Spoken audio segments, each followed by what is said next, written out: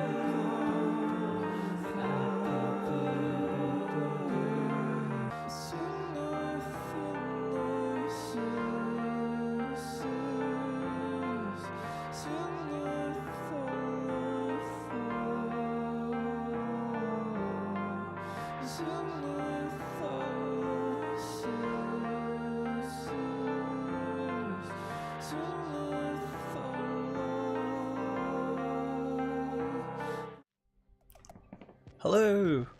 Welcome back. Today's gonna be really interesting. Yesterday I went and took a day off, spent some time around some really cool music. Australia it has entered Eurovision, and this year I think 3 years they've entered, and this year they've decided to actually do a full competition for it, and had the privilege of going down to a, like, I guess you'd call it well, it is a matinee, and it's kind of like a pre-roll where the real show was that evening, but kind of went to the earlier session just to get a feel for it, and the tickets were a little bit cheaper. But man, it was so cool. There was 10 entries and 10 really different tracks that were being played, and a lot of awesome diversity in it. If I could hashtag out Eurovision, I would. But yeah, I had an immense amount of fun, and it was a pretty inspiring event, and at a pivotal time when you're kind of putting together and creating music as well. So it was really nice to just watch other, like, these 10 amazing artists do incredible stuff as well. So yeah, it was such a privilege to do that. Today we need to stop sketching and start writing the final layouts of the songs. So it's interesting because I kind of, like, depending on how many people come in, we can kind of vote out songs, or I just go through them and I kind of figure out the potential. What I want to do is kind of eliminate 6 tracks completely, and then we're kind of left with 11, and then out of those 11 we develop them out a little bit more and just get an idea of what's really going to work, what isn't, and then we have one song, just one song wiggle room in terms of not getting it right. So it's going to be interesting. And then even today, like probably in a couple of hours, I will start pulling apart one track. And there's different ways to do it. I was like, this because it's on Twitch, there's so many different ways to do it, but I just don't want to, I don't want this channel to head into that kind of meme universe. I want it to be kind of, when people log in, it's serious, light, but it's really informative and it shows the process.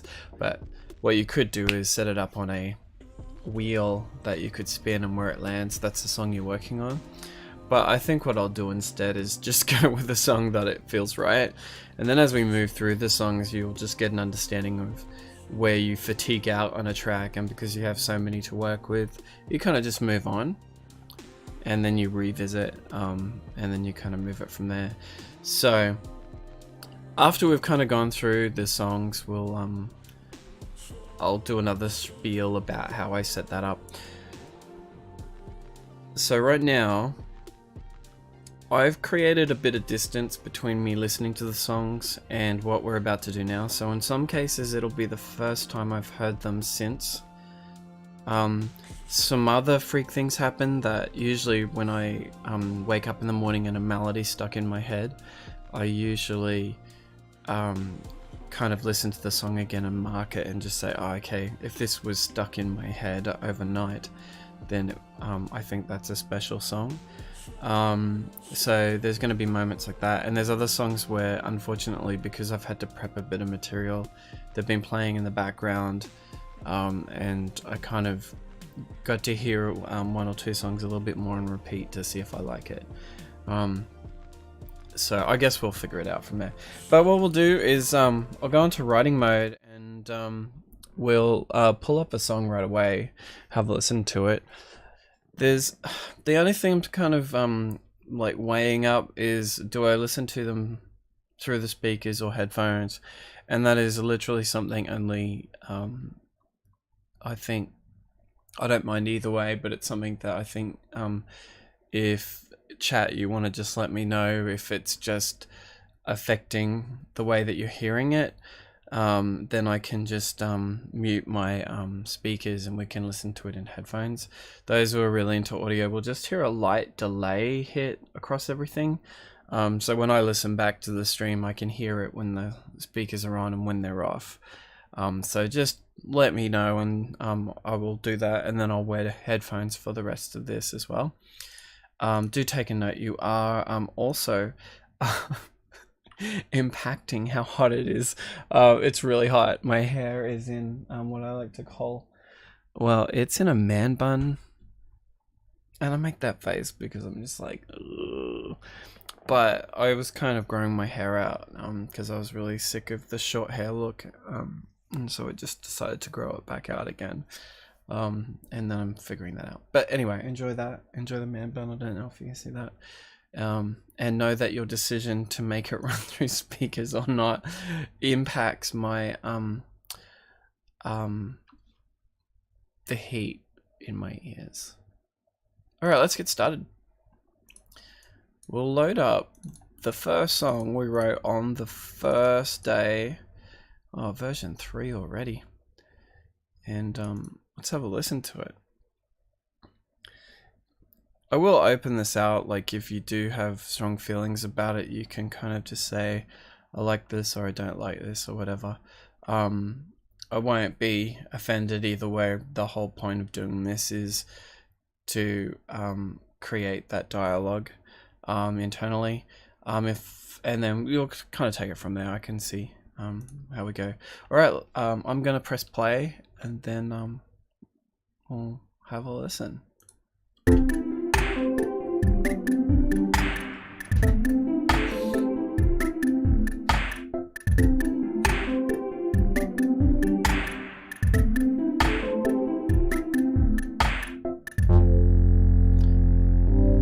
Who gets the feeling that I wasn't supposed to start the song there? Alright, moving right along as if nothing happened. In the future, note to future Hunz, please make your tracks easier to understand.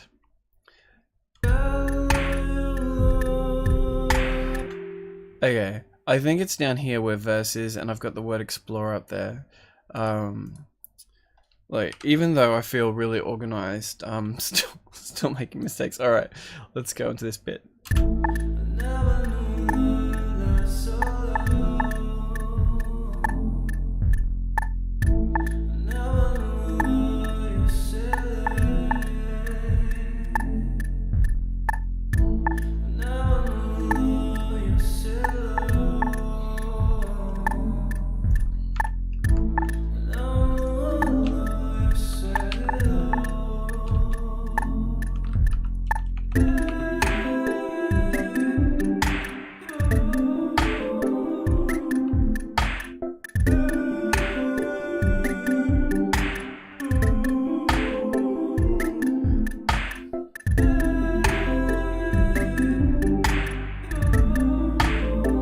Yeah, that first bit really stuck out in my head too.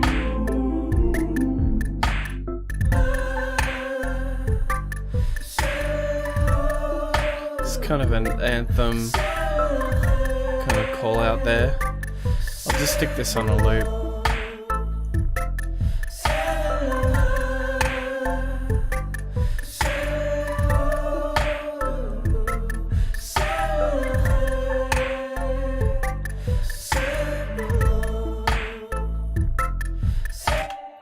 So I'll just I'm just going to come up with a little system for marking next to it. So it's kind of good to come up with 3 categories, and then that way you can kind of start saying ones that really stuck out and ones that were just good and ones that you're just like nah. So this one to me, let's use exclamation marks as a scale. So 3 is like, wow, pay attention. 2 is like, that's good. And 1 is kind of like, it's good. And run with that way. To me, this song is a 2 on my exclamation mark scale. So you can see a little 1 there that's appearing next to the exclamation mark. That's how we're gonna kind of do it. I might actually just put a 1 there just in case it's rolls out a little bit different. Okay. Let's go straight into the next song. If anyone's got any discussion points they want about that, I will open it up, because that's kind of neat that you get to do this live and people may contribute to it. All right, moving along.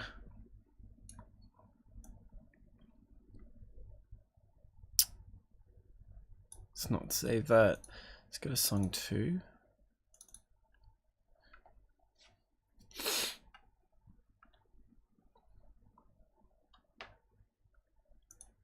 Let's hope this one doesn't have a very similar problem. I've muted synth A. Let's roll with it. Let's pretend that that's exactly what should happen, and let's not bias this with our exclamation mark system.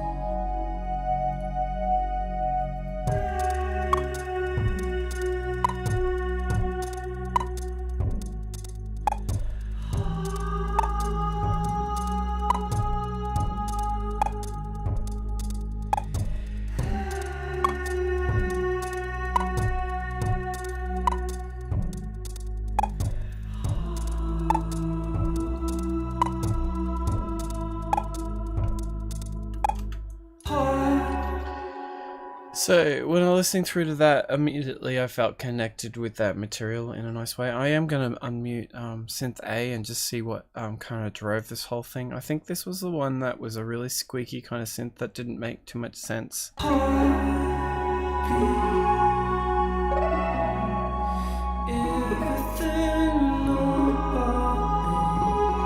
is, yeah. I'm just going to roll down and see if we changed it.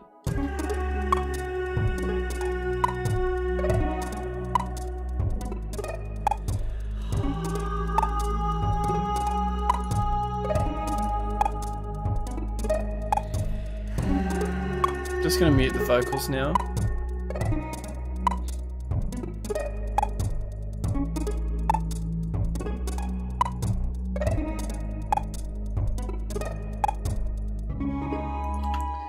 Yeah, I really like that. I think it rolls really well, so I'm gonna give that 3 exclamations.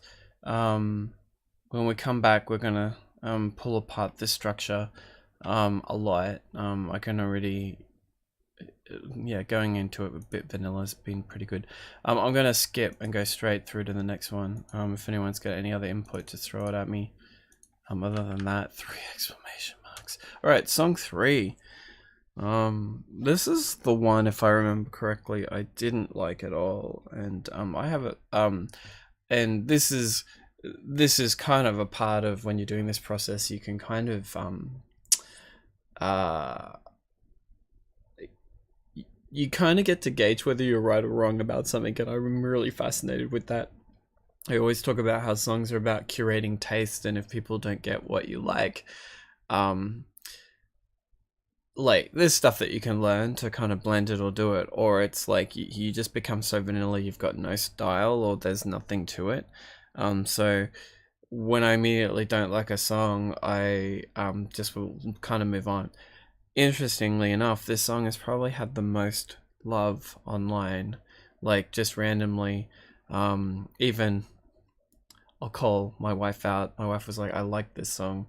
And then since then, like 2 other people I know have mentioned to me, I really like this song as well. So I'm going to listen to this and we'll roll through it. It's still okay if I don't like it. But yeah, we'll have a look at it. Listen.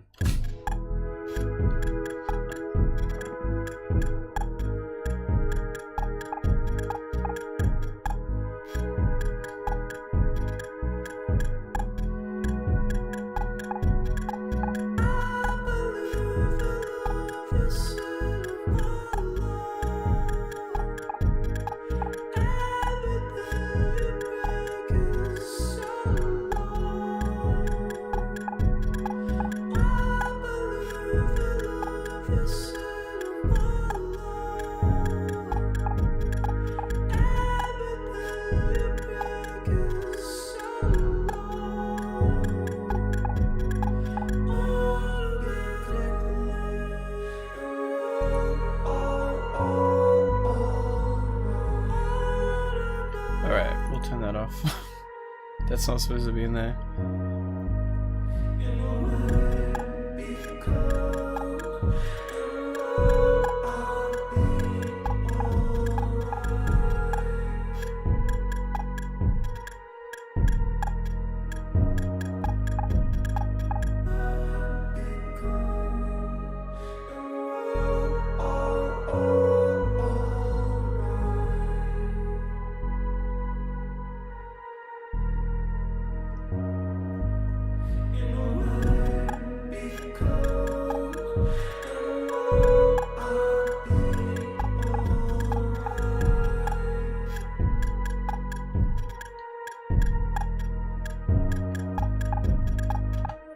So, there's some really strong ideas in there melodically.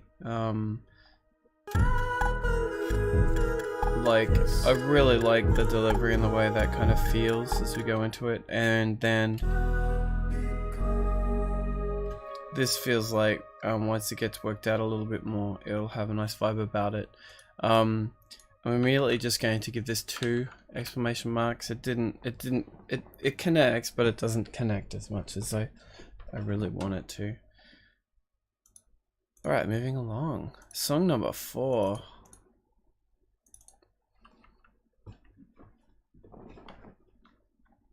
I've made it song 2 twice. What? Alright, song number 4. Let's not make any biases to this. Alright.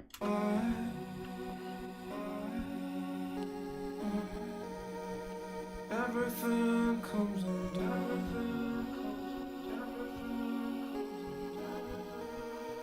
everything,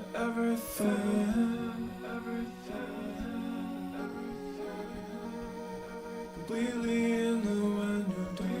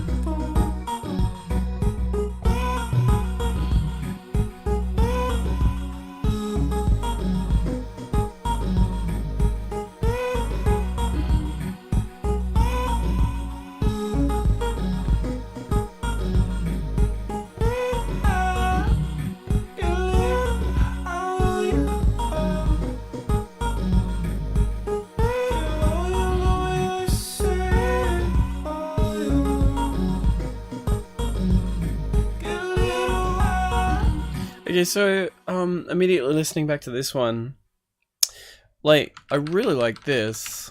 And this is in 3/4, 1 2 3, 1 2 3, 1 2 3, 1 2 3, 1 2 3. And I really like the way that pumps that way around. So I should say this goes 6/8 to here. 1 2 3 4 5 6, 1 2 3 4 5 6, 1 2 3 4 5 6, 1 2 3 4 5 6. And then in this next part it's just 3/4. 1 2 3 1 2, which is fine. You can kind of meld these two together. And there's something about that switch up for me that makes it feel really great. Then there's this. I'm just a bit like, I think if you're gonna start off a song really underwhelmingly, need to try harder to kind of make sure that it feels way more intentional. And I can see I've just kind of done the best with what came out that day. I'm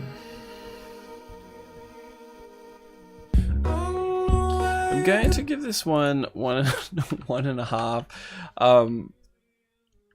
and we'll kind of leave it at that, and then I'll move on. Okay, the next song we did was number 5, and that was on day 3, I believe. Day 3, man. It's awesome to be able to sketch out stuff really quickly. So let's have a listen through to this. Let's see what happens by the end of it. I'll just write up song 5 here as I listen through.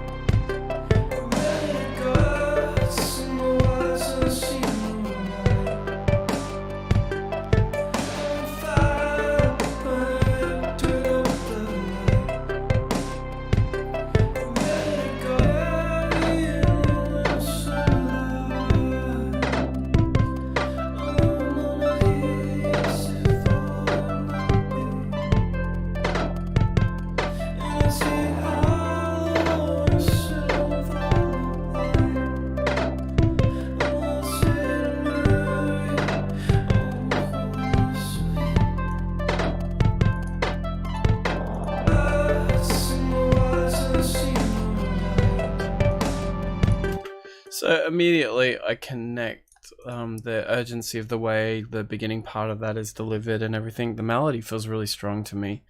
And I feel like the second part of it, like this bit here,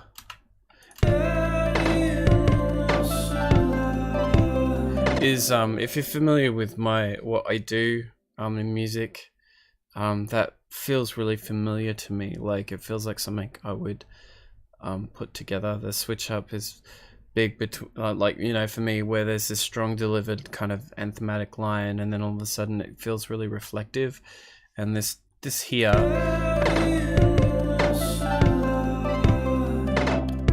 it feels like someone's got a story, something that they need to say.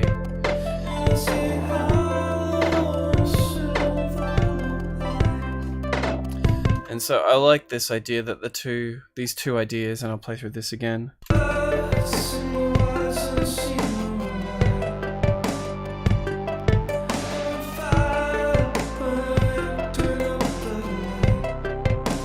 So I think it's got a nice rhyme.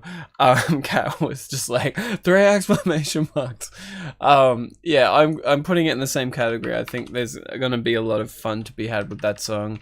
A lot of different instrumentation and tone, and also a lot of people will be sad with the bits we'll pull in and out. There will inherently be things that we love that we won't deliver right away, because we want to make sure that there's enough tasty treats as we go along through the song, so I'll get a great understanding of what that means if you guys stick around. Alright, so after that we did song 6, and I've got the folder created on the 3rd, so oh, that doesn't make any sense. So I think this song I did on the 3rd day, so song 6 was on the 3rd day. So let's have a listen to this run through.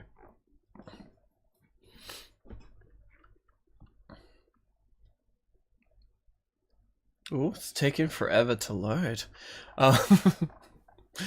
Alright, here goes. I do not know what this sounds like.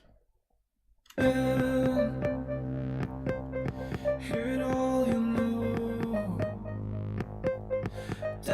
remember this now. Hitting up your show, everything is lost, everything is found, nothing seems to ground you, everything is gone. Here I am.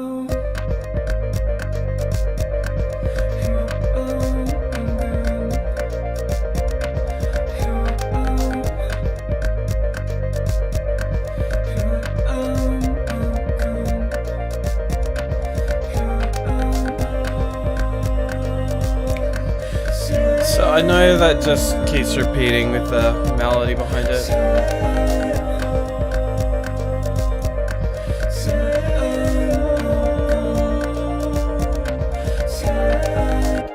So,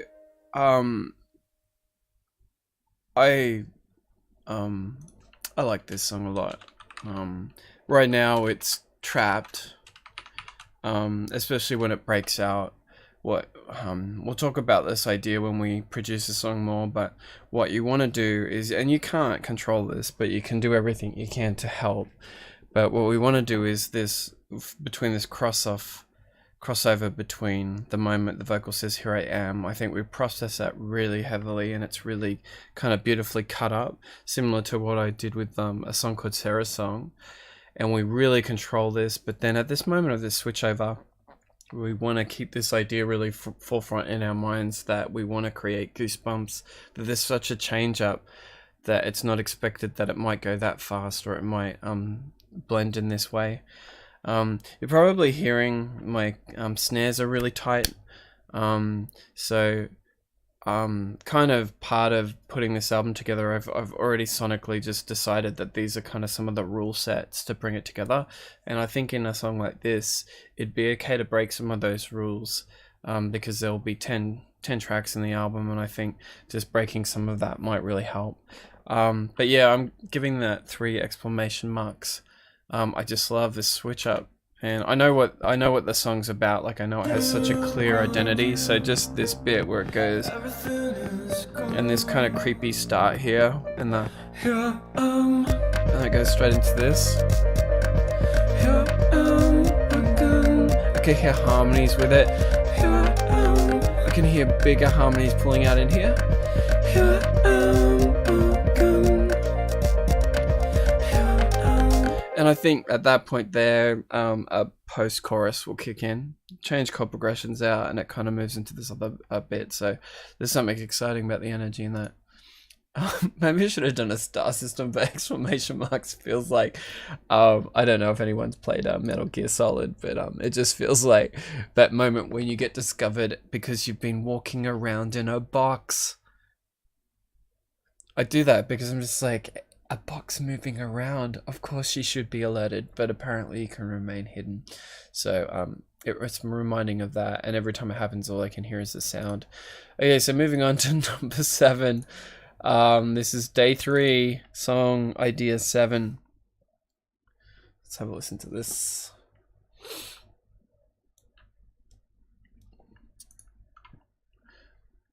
And roll.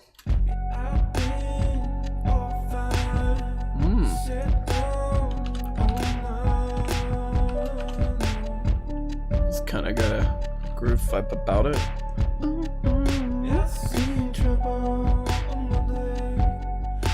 I remember this.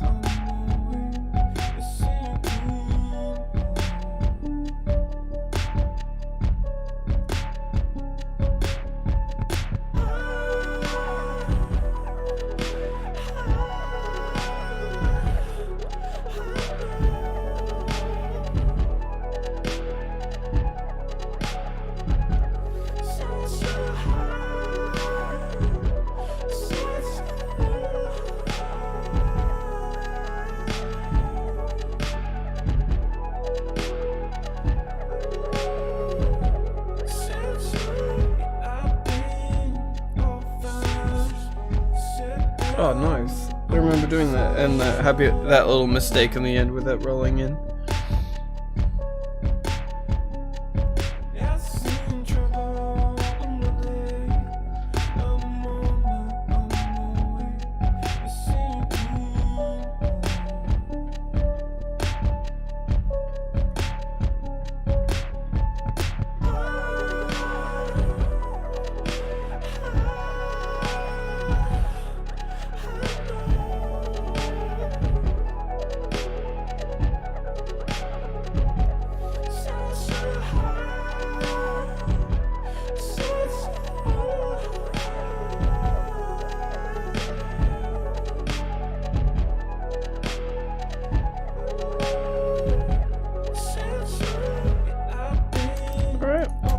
So, it's interesting. I think I'll give that 2. I feel like some of the structure and the elements are really similar to other things we've done, which isn't a bad thing. Like, when you're kind of writing this tightly together, you can kind of variate it up. And the song just feels like it works. So, you can also do a thing where it's just like, okay, we'll just leave it as is and kind of, just develop it out a little bit more than where it's sitting at. I do like this change up here where we've got this vocal. I'll just play it from here and hopefully it kicks in.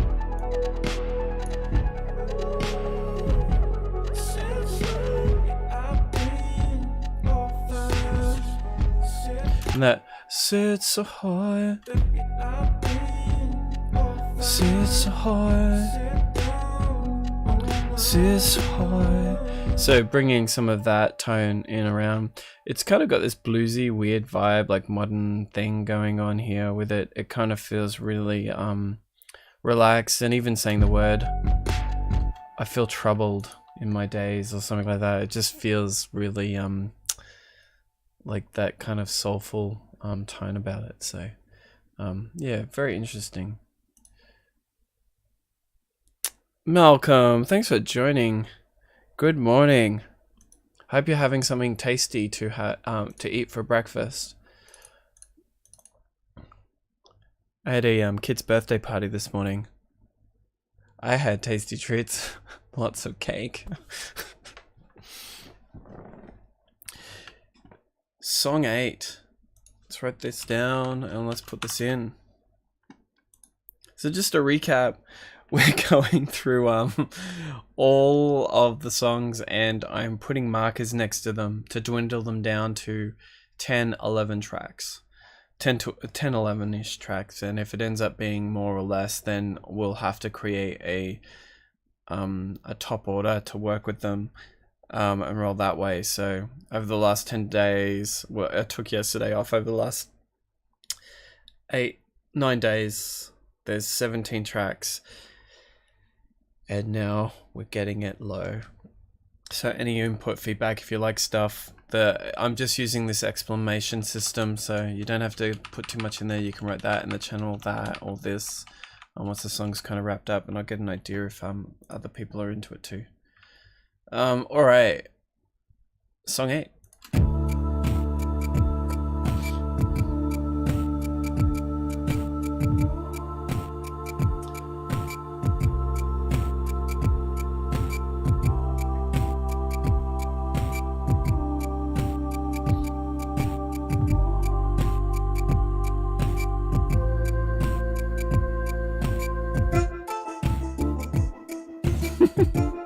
That's a really interesting switch up. Almost feels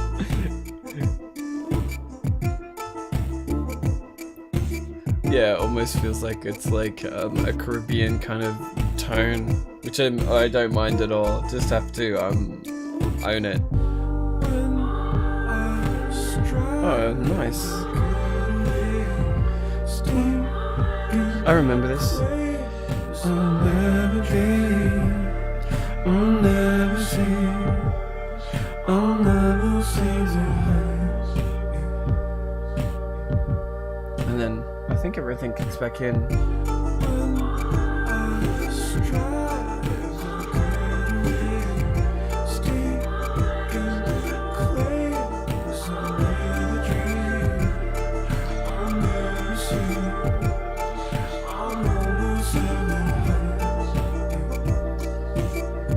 So I'm gonna give this 2, but I might even give it 1.5. Yeah, I'm a bit indifferent to it. Needs a lot of work. Needs some other little moments and pockets through it. But one thing I do really like about it is its progression. Like this ridiculous roll chord progression going up. And there's something about it, like, I don't know if you remember in the 90s there was a band called Deep Forest. I absolutely love those guys. This reminds me of something that they might put into their track at some point, and then have some kind of tribal person talking over the top of this. So I kind of feel really connected with this movement.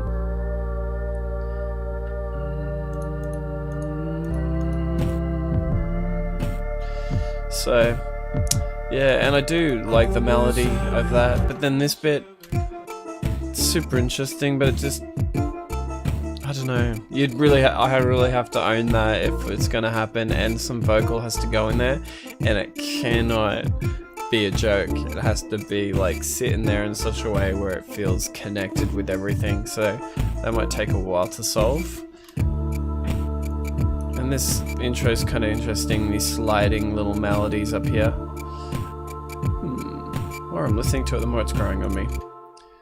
Alright, we'll push it into this 1.5, 2 category. At least it gives us space to ditch stuff, and if we really like it and there's enough cry out for it, then we can figure it out from there. Alright, song 9.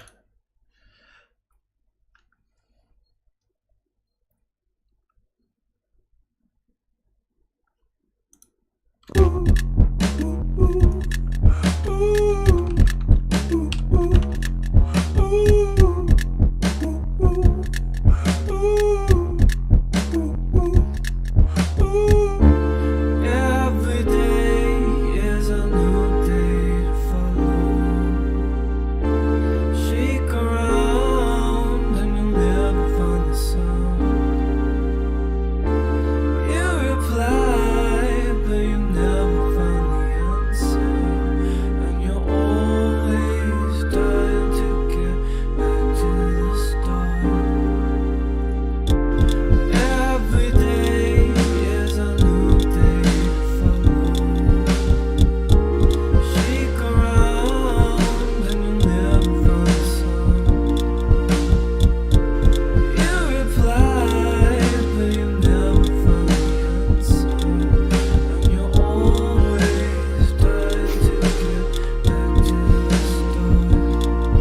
Why am I laughing? I think a clip was made from this where I kept like triggering off always, always. So that is why I'm laughing at that. I'm gonna be brutally honest. That feels like that song is trying way too hard. So I'm gonna give that a hard 1 exclamation mark. With even like not being, yeah, there's some redeeming stuff in it, but man, that's gonna require a lot of work to make it become something. And I've kind of moved away from this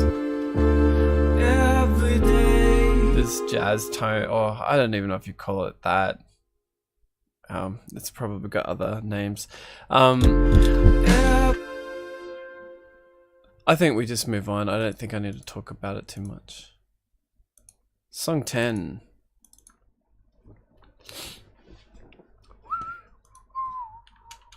Song 10.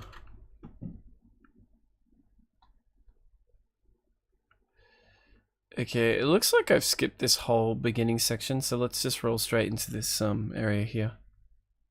Don't stop, no, giving you all my time. Don't stop, no, giving you all my time. Don't stop, I'm giving you all my time. Don't stop, I'm giving you all my time.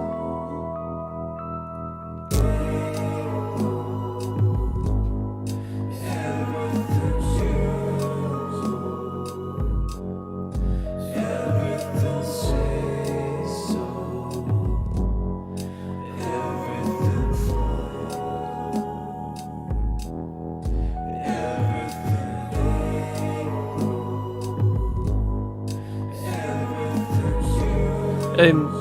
I really like how it slows down here, but there's something amiss about the whole structure of it for me at the moment. I can hear a lot of potential of what that would be. Okay, and does it just loop? Nice. I'm just gonna give this 1 as well, and I might put a little thing next to it just to, like, it's better than the last song we listened to, but there's stuff about it that's, I don't know, like, if I solo this out,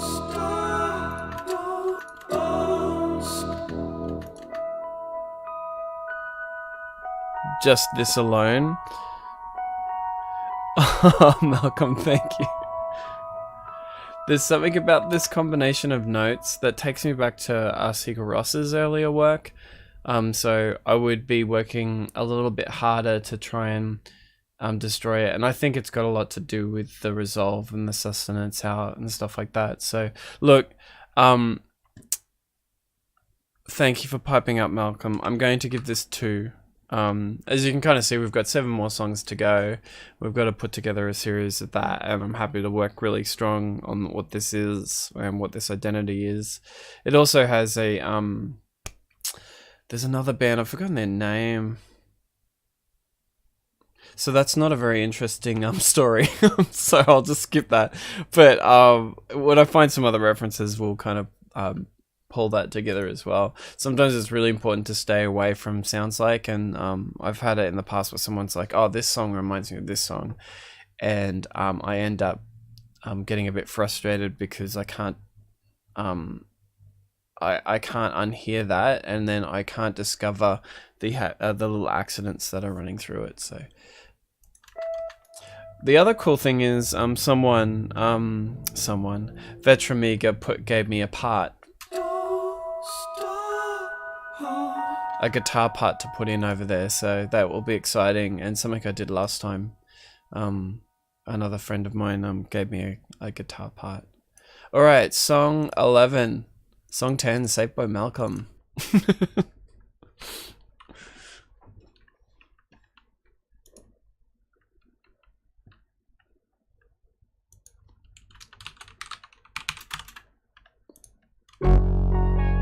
Hard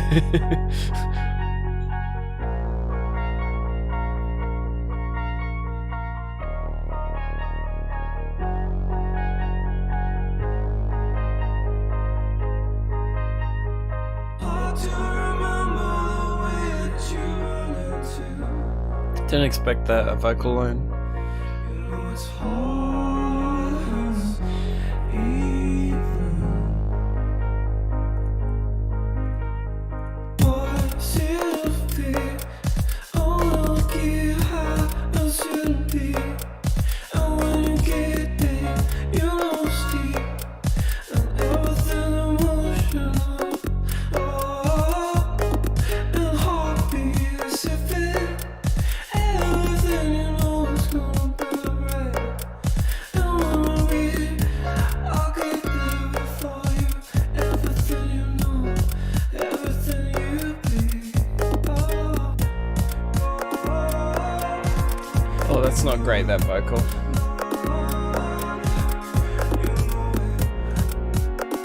Just that beginning, stuff, that just, it's too much.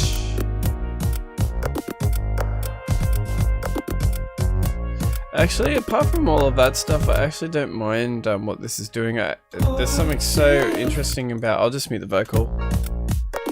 It needs a bit of work.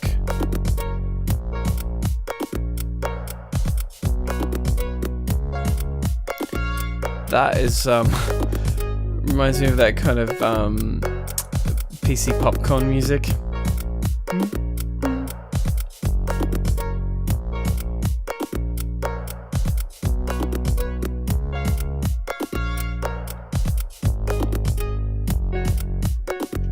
Yeah, I'm gonna give this probably 2, but it's a little bit lower than that. And I'll just put in there a little 1 after it, so it's a little bit higher than these ones. But it's a little bit, it's still on the lower side. Alright, song 12. What was going on?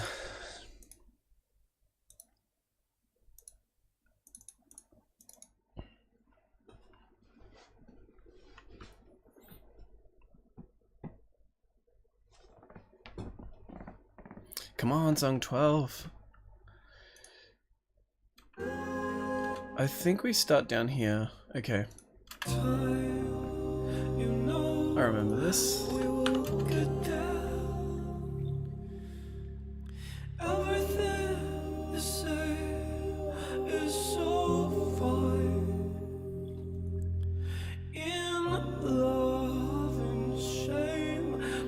Just gonna turn up my speakers a bit.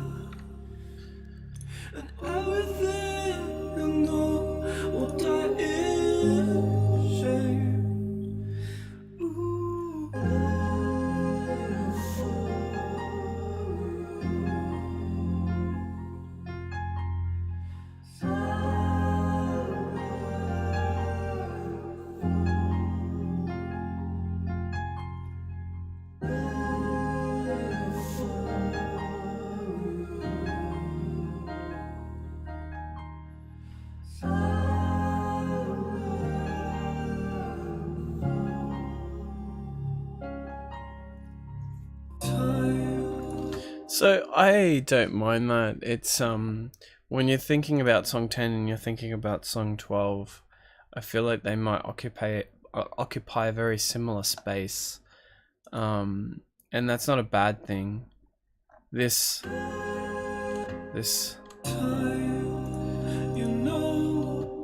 that whole thing reminds me so much of something that sits in a clanade or an Enya kind of dream area, and I think I'm really interested in exploring. But this part, it could work really well if it's really developed and it becomes so strong and present, like just too overwhelming, and we're really pushing the emotive value of it up, so it's a lot of build-ups of spectrum stuff and just finding places to put all of this stuff into it. Hard. I think I'm going to do a similar thing that I just did with song 11, which is 2 - 1. And then as we kind of go through all the difficult stuff. We need to figure out what the album tone is gonna sit like. Alright, song 13. Song 13, I don't even know. I do know that 13 is my favorite number, so this better be good. I believe everything you say.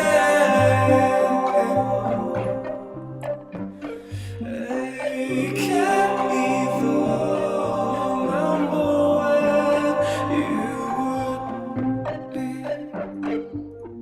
I believe everything you say.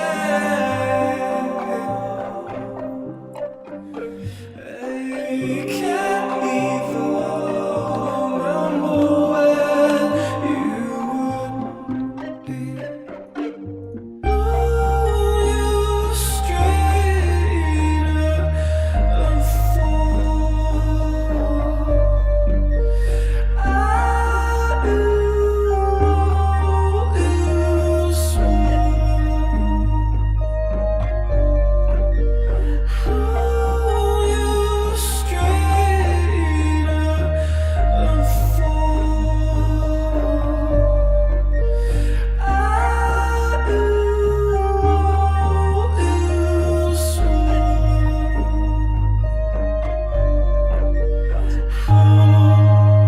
'Cause it's so awesome everything you be. 'Cause it's the same. 'Cause it's the name that always precedes you. So, as soon as these songs start playing, I know, like, it's just really funny. My brain just goes, you know, all of this, and like as it's moving through, I'm just like, oh yeah, I remember that part. I really like how direct and strong this is. There's something about the switch up of this verse, and there's something in that vocal tone that is not normal to the way that I sing. That I just really like it because it just feels very different. But it feels very rock. And I love the you know, the syncopation in the melody for that one, where there's that da da da da da da da da da da da da, and that phrasing sounds really good to me. So for me, I'm giving that a 3. I think it'll be very easy to develop that into something. All right, song 14. Holy smoke. Yeah. Sometimes I just bear witness to the songwriting and don't feel like I contribute much. It's just kind of responding to things as they happen. But man, 14 to 14. All right, here we go.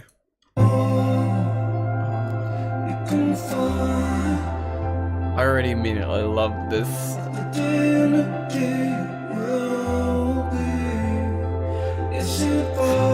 I just feel like that is just a jam.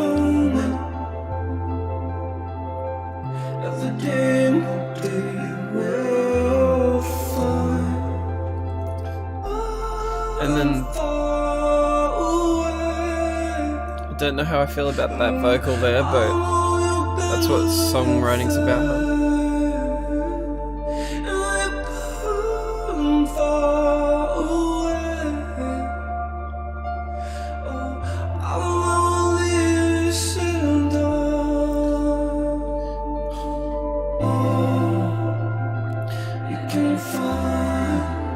Oh, that extra harmony. What was going on that night? Yeah, that's a 3 for me. Every moment of the day will find. How long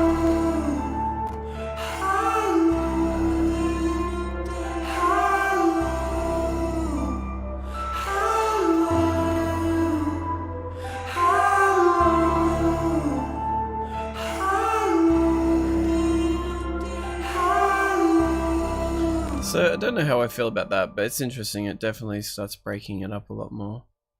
I think once you kind of develop it out and we figure out the structure underneath it, then I think that'll be a nice thing.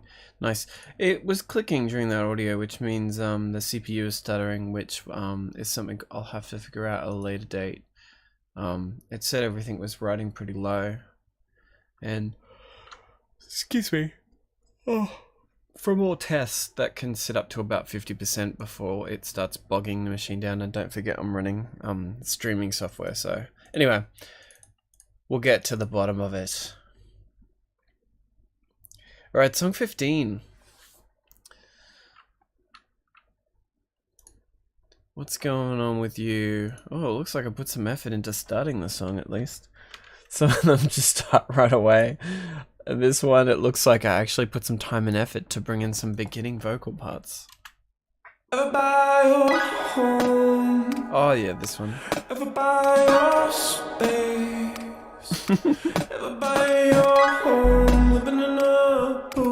Everything is okay.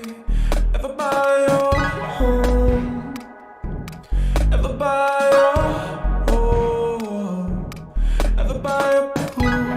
Ever buy your school? Ever buy your only way?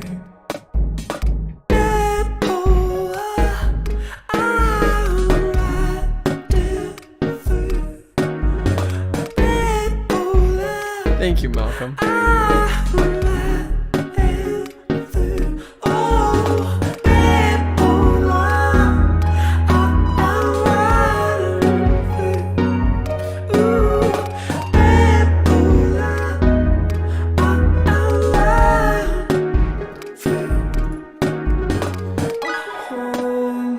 So I don't mind this, but what I need to identify here is, whoa, that's a huge departure. In terms of what I know, kind of my own personal style. I know through my whole entire career of doing stuff, I've written songs in this tone. But then I'm trying to think of this as a body in an album, and I'm just like, I'm hearing this.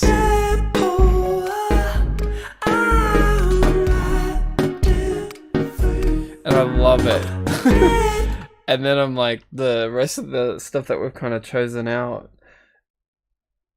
is just way more spacious. But then there's always a couple tracks on an album where you're just like, oh man, they're so different. And I think I'm going to give this 2. And I think working on this component here, and I'll just play this.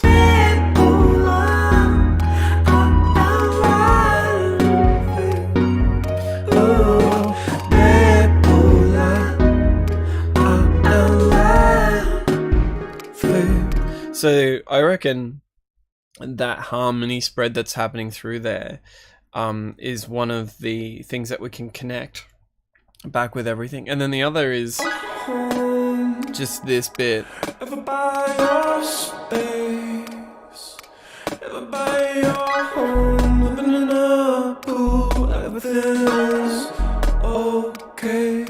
So I think just that tone through there we'll be able to tie back as well. The other thing I super love about this the song is it swings you in one direction, and then when the chorus kicks in, it just demands that, oh, you were hearing it wrong. And some of my favorite songs do that, where if you don't pay attention, you don't know. And I think there'll be some beautiful moments that we can create before the switch up. So because you think the one note is on that, and then it hits you back on that beat, so that's really nice.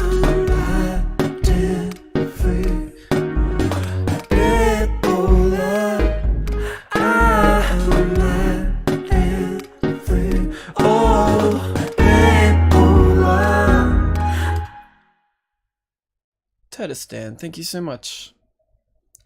Hope you're having a good morning, day, afternoon. Just to recap, what am I doing? Doing the RPM challenge, and that is writing 10 songs in the month of February for an album. And currently I'm going through Turdiston, thank you so much for the follow. So for the month of February, 10 songs, and over the last 8 days, I've written 17 ideas, and together as a group, we're kind of going through them all and listening to them one by one to see what we're going to turn into an album. And then this stream is just about showing you, as an artist, as a producer and writer, how I go about writing songs, and then how I go about turning them into final songs and all that other stuff. So this is song 15, and I'm giving it I'm gonna give it two exclamation marks, and I'm gonna put in brackets that it needs to tie in more. So and that's just a reminder that when we put this song in, we need to develop out these harmonies.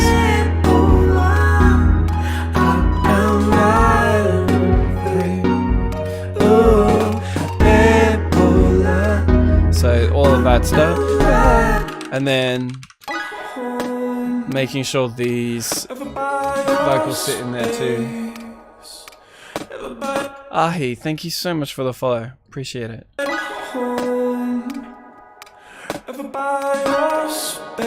Or Yuhi. You decide how you want that said and let me know. Alright, so song 16. Let's have a listen to what happened on day 7. I think it wrapped up on day 8. I think I got so pooped on day 7 I tried to get 2 out. Alright, let's have a listen to this. I cannot remember it. Oh yeah, okay.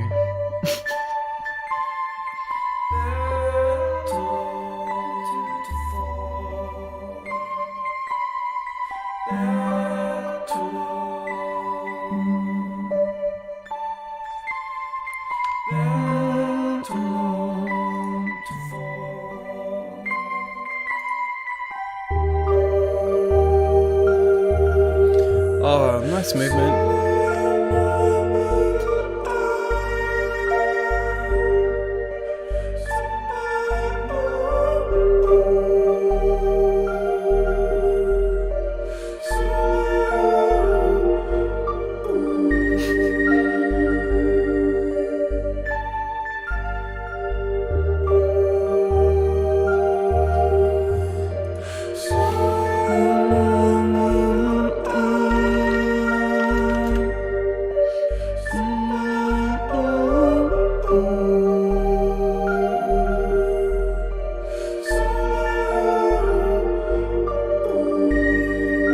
So, listening back to that, super interesting. Something about the intro, it's kind of a bit spooky.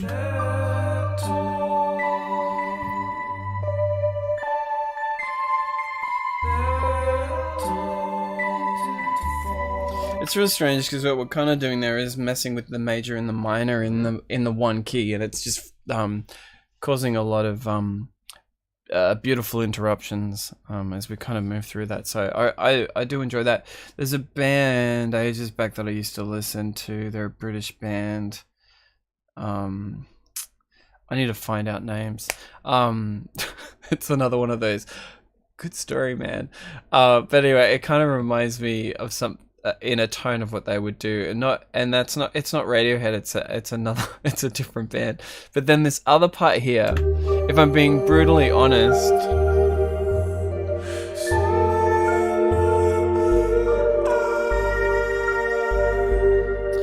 this takes me back to trip hop, and this takes me back to a band called Massive Attack, and there's something moving in that reminds me of the song Angel. So I kind of am sitting in this really weird place that when I heard that for the first time, I'm like, oh, it's going to do that. Oh, I did that again. And so, you know, I had mentioned before that when I start defining out, oh, this sounds like, it's really hard to write a song when you've just decided, oh, this sounds like this song. Because what you end up doing is you don't end up writing anymore. What you end up doing is you fight what you don't want it to be like, and the song is turds because of it. So really complicated to get out of that problem. I will give this 2 exclamation marks. There's some kind of super redeeming things in it, but it could be in danger of being super boring. And that all comes down to the melodic choice and I guess lyrics from there and how that kind of rolls itself through. So, all right, this is the last track that we worked on. So let's do song 17 on day 8, I believe, after I got fatigued on day 7. Yep, that's the save for this. So I think on this day, I actually tried something different where I brought my keyboard in and I just played along with it to see if I could get a different tone out of it. And I couldn't get it set up correctly and it was distorting the crap through everything and it kind of put me in a really bad mood. It happens all the time. And yeah, so this song, I already feel like I think I'm dealing with being in a bad mood and how that kind of affects it. So we'll have a listen to where we ended up with what this is. Okay, pressing play.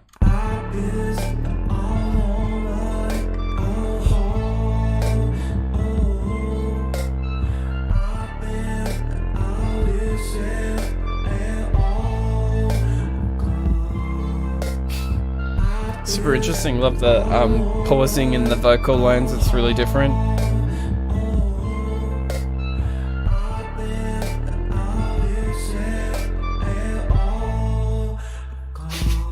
Yeah, okay.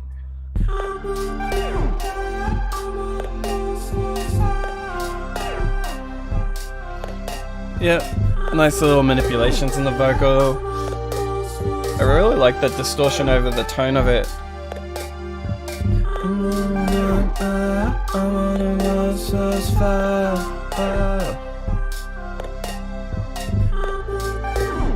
Those chords are really nice and grand behind it all, like they have enough presence.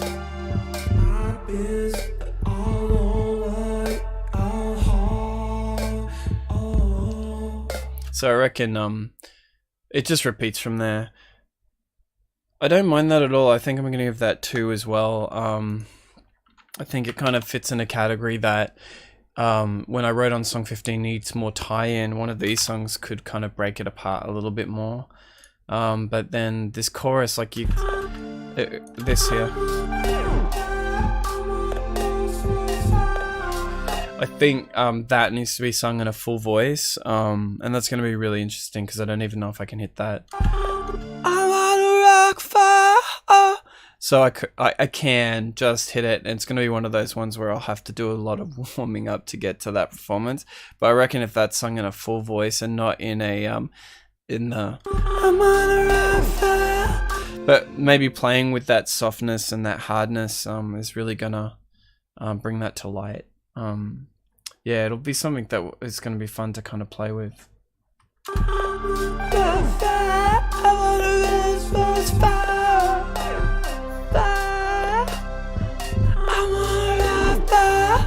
So being frustrated sometimes can be fine. As you kind of like move it through it. Oh, so okay, that's me tuning that. So this also needs to be tied in more, and I'll just write in here that's soft vocal delivery, chorus, full voice. I'll just put a little falsetto. Full voice or falsetto, F or F. I'm gonna know what that means in the future. Vocal false or full, I'll write that. That'll be very helpful. Alright, so from here, I guess we just grab all the 3 stars and I'll move them up to the top. So that's song 2, song 5, song 6. Something happened that day where everything just kind of felt together. Song 13 and song 14.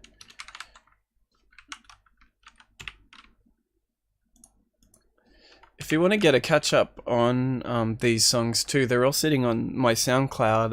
I just put a playlist together of every single one of these songs, so you can kind of get up to speed of where we're currently tracking in terms of doing this.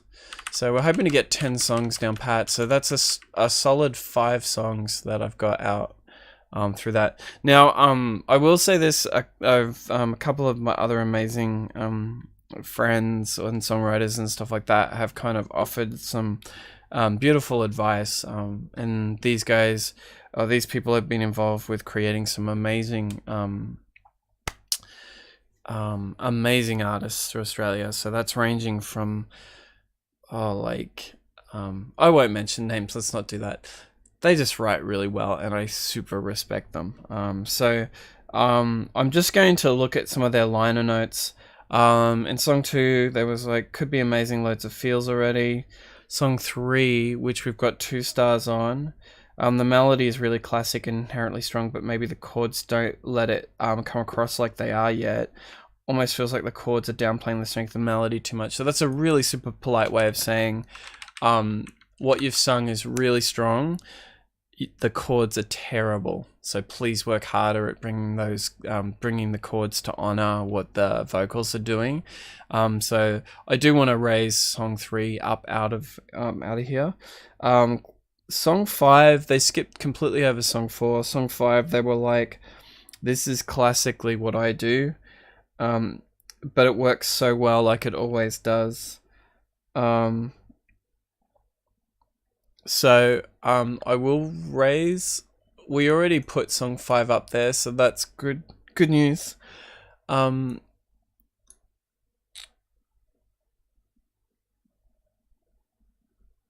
we've got song 6, where are you? Oh, we've taken that. It Candy, the main melody, and 10 is pretty special too. So that was another one, so let's move that up a little bit higher. 12 is Haunting. So that was something that we rolled up and down. So I'm just going to push this down into this other section here.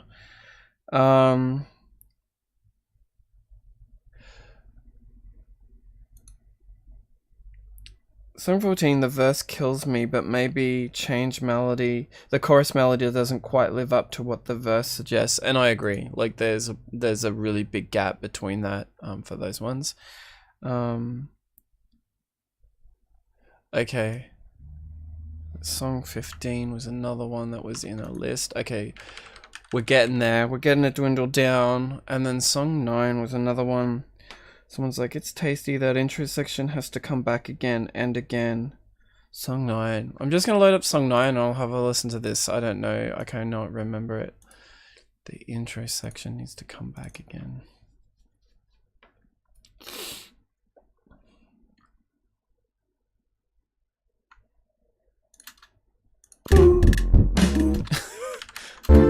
Every day is a new day to follow. Shake around and you'll never find the sun. Oh, thank you so much, Tedistan. That was such a fun track to put together.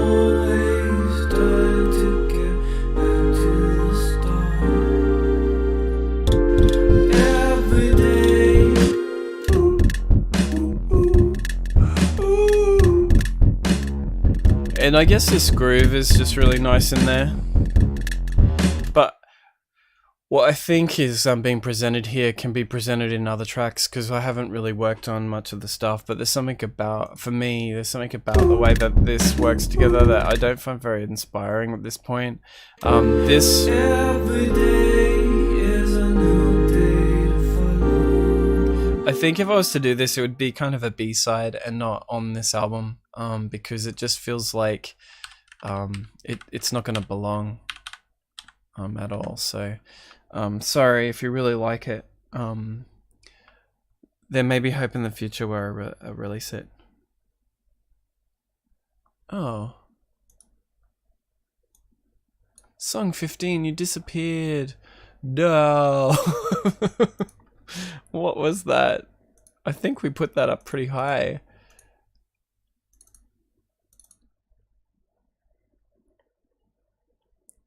Oh, was that a 2 going to 1? Let me have a listen to this. Oh, okay.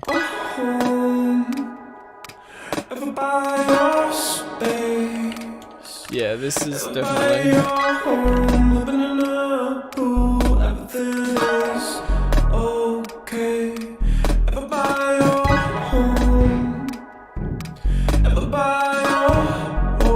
Yeah, I think song 15 is something that needs to stay. Oh, and then song 7. Why did I write so many ideas?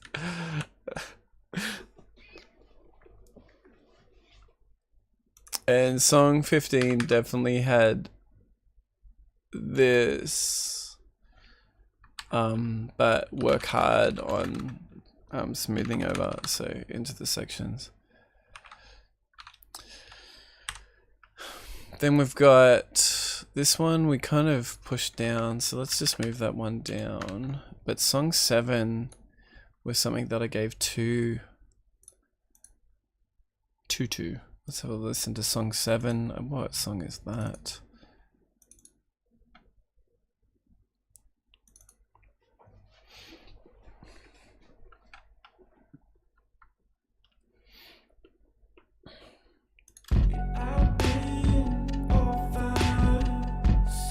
Okay.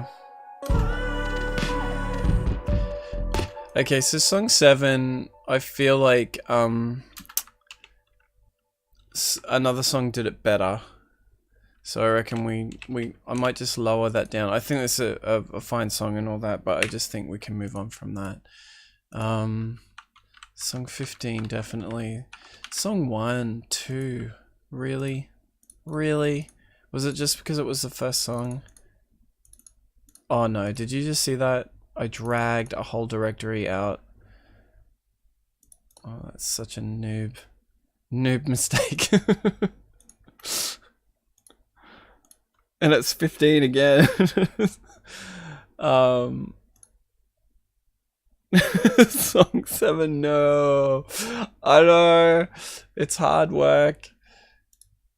Look, I'll leave it at 2. I appreciate it. There's some songs that are rising up. This one, okay, this down, and song 17. Song 17, how are we feeling really about that last one? Like, if we're... Look, we've already got 5 solid songs. We've got... I want to kind of work on 11, so it's really between... Oh, song... No, it can't be between song 1. Seriously, what? This can't... I don't think that song's that great. Thanks. Thank you so much, Tedistan. I really appreciate it.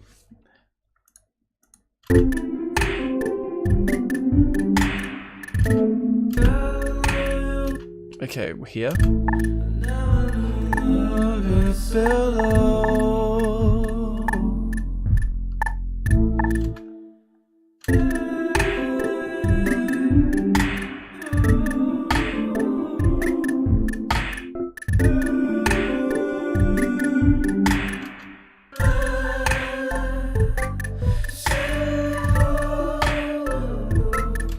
I don't mind the verse, but let's just mark that down just as kind of moving down in that direction.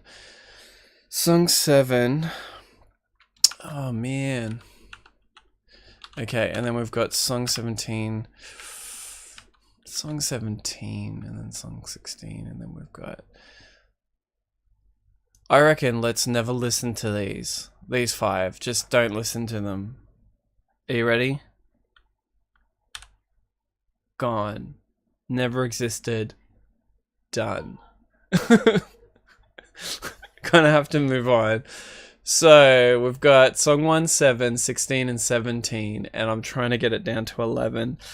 Trying to get it down to 11. And I'm so indifferent about song 1. Okay, push them down like this.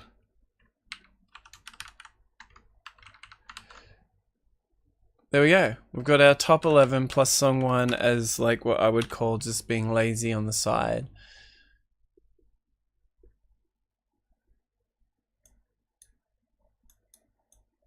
I feel like I'm doing like a mini Eurovision where it's kind of like, I wish I had better graphics.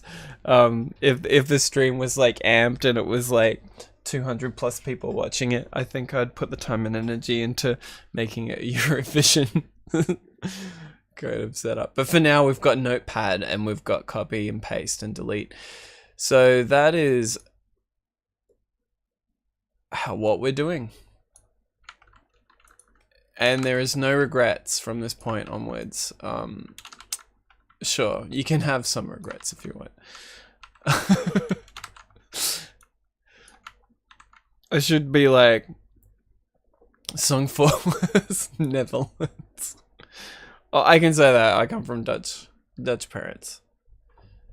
What was this one? Song 7. Song 16. And then song 17.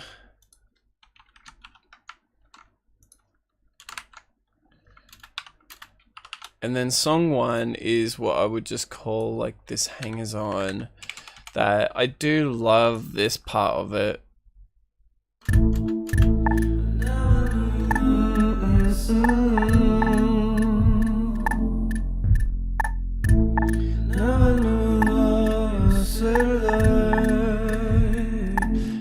But is that enough? And then it goes into this bit. No. By song 1. First song I wrote. So 2, 3, 5, 6, 7, 10, 13, 14, 15, 16, 17. Feels like somewhere in the middle I just decided that everything was terrible. 7, 8, 9, 11, and 12. No, that's what's happening. Oh, Malcolm, I'm sorry. It hurts, doesn't it? I reckon, if I keep doing this kind of stuff and keep streaming this through, I'll bring one of them back and we can kind of like vote in one that will just like, I wish we had developed that out more. So, welcome, top 11. One of you won't make it to the album. And we'll figure out which one that is. Oh, in due course. So I'll quickly just duck over to thoughts. Thank you for joining me on that journey of culling music. Now, the next thing I've got to do is just get started. So that's what I'm going to do next. So I'll just smile for a while. And that's what we'll do next. And I don't even know where to start. And I feel like just randomly choosing a track is how it's going to happen. And then we'll just take it from there. I'm probably going to go on a really short break. 15 minutes or to do it. And then I think we get started on the tracks. And then we'll see how long we can last all the way through. Thank you so much. I will see you all in about 15 minutes.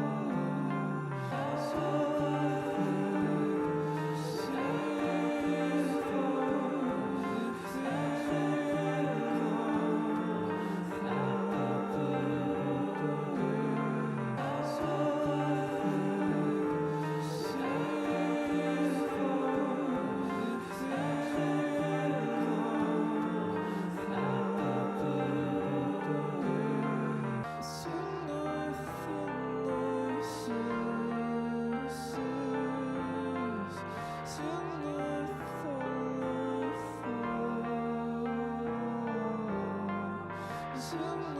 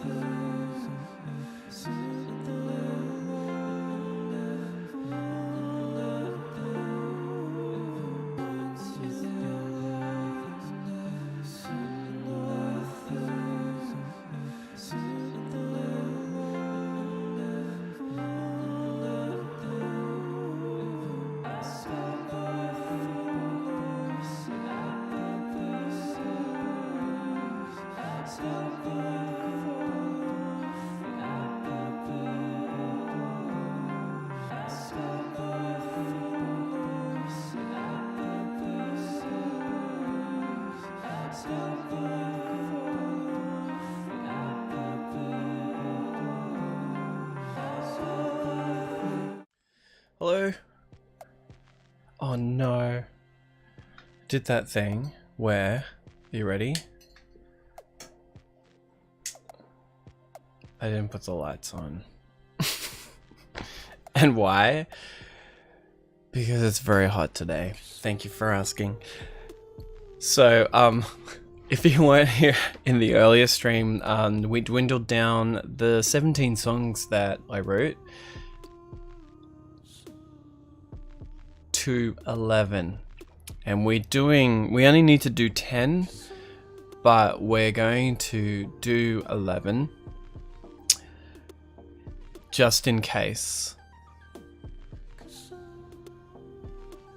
one doesn't work out. So, and that happens a lot.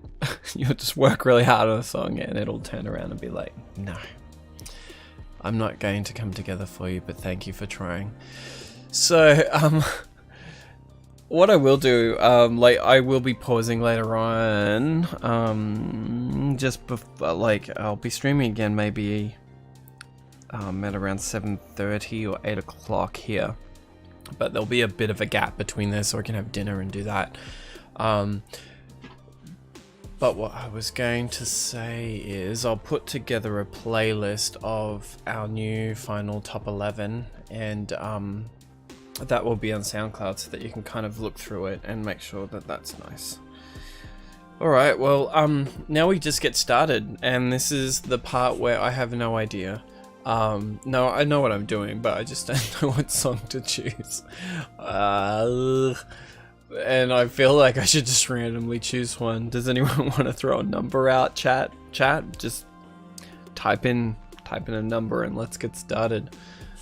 In the meantime, let's get our liner notes ready.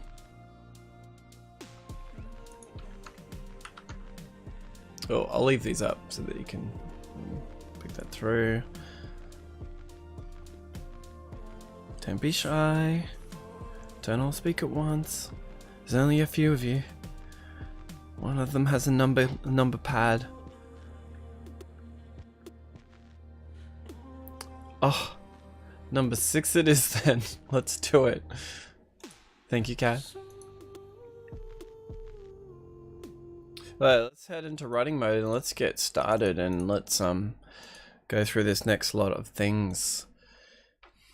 So, making a song. So you're kind of getting an idea of my process. I sketch all these ideas out first, and then from the sketching we go straight into the songwriting process. In the songwriting process, I'm still not interested in tone and a few things like that. What I'm really interested in is do the components of the song work. Sometimes I start writing and pulling more instrumentation in and create mood, and sometimes I pivot off it, but it all kind of all happens at once. So I'll do my best to explain it, but also at the same time you can interrupt.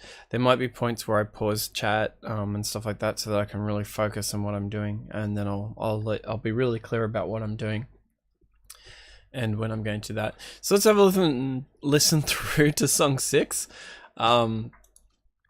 And I'll pull that up to the top and let's go.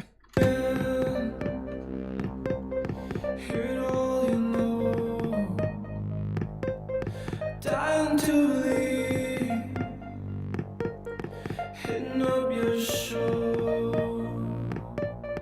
Everything is lost, everything is found. Nothing seems to ground you. Everything is gone. You're out.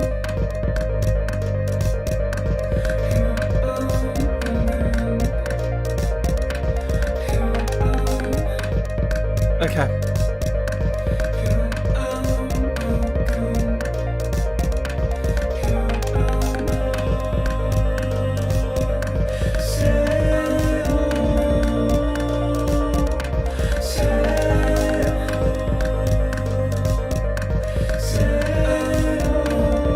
Thought I'd just wait and listen to the rest of it. So I'm gonna listen to some of this random stuff down here.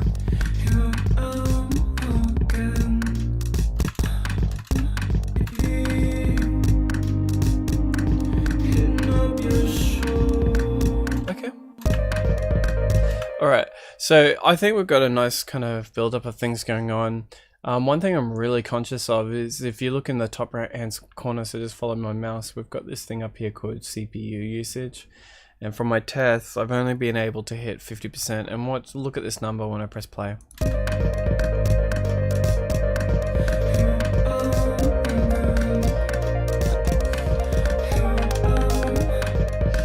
So we don't have much wiggle room. So I'm going to try really hard to do this as correctly as possible, and we may run into some really weird problems as we songwrite. So it might require me to split out my setup differently. Like I have a backup plan where we run music off my main music computer, then the CPU can run all the way up to 90%. And then the stream happens off a laptop, but it may not be the same kind of quality that's been happening here. But let's just pretend that's not going to happen, and let's just roll with it. Yeah, we'll figure it out. Okay, so we've got this really strong verse going in. Sonically, I'm not really happy with the bass tones, and I'm just going to pick up this listen thing. Oh.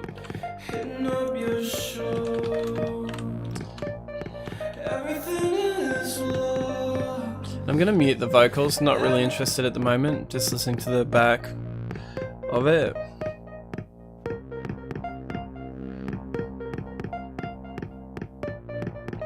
And what I think I want to do here is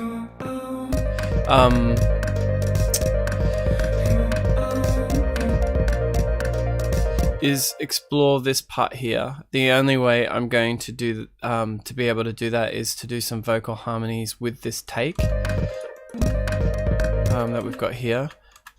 I'm just going to play that. Actually, I'll jump down here. You'll hear it. So what I'll do is I'm going to split out into a vocal synth now. I'm going to make these harmonies up. From these harmonies, we'll figure out where the song goes next. What I think is going to happen is this "Here I Am" moment is actually going to be a pre-chorus. And then the actual chorus will be a synth melody line, like instead of it being something more. And I think the "Here I Am" component will be cut up a little bit and drone out over this real chorus part, or this will be the chorus and it'll be a post-chorus instead, which is another way to deal with it. So let's get started on that. The other thing I want to introduce, like fresh in my mind, is the theme of the song, and I'm going to open up the notes that we kind of put down there for song 6.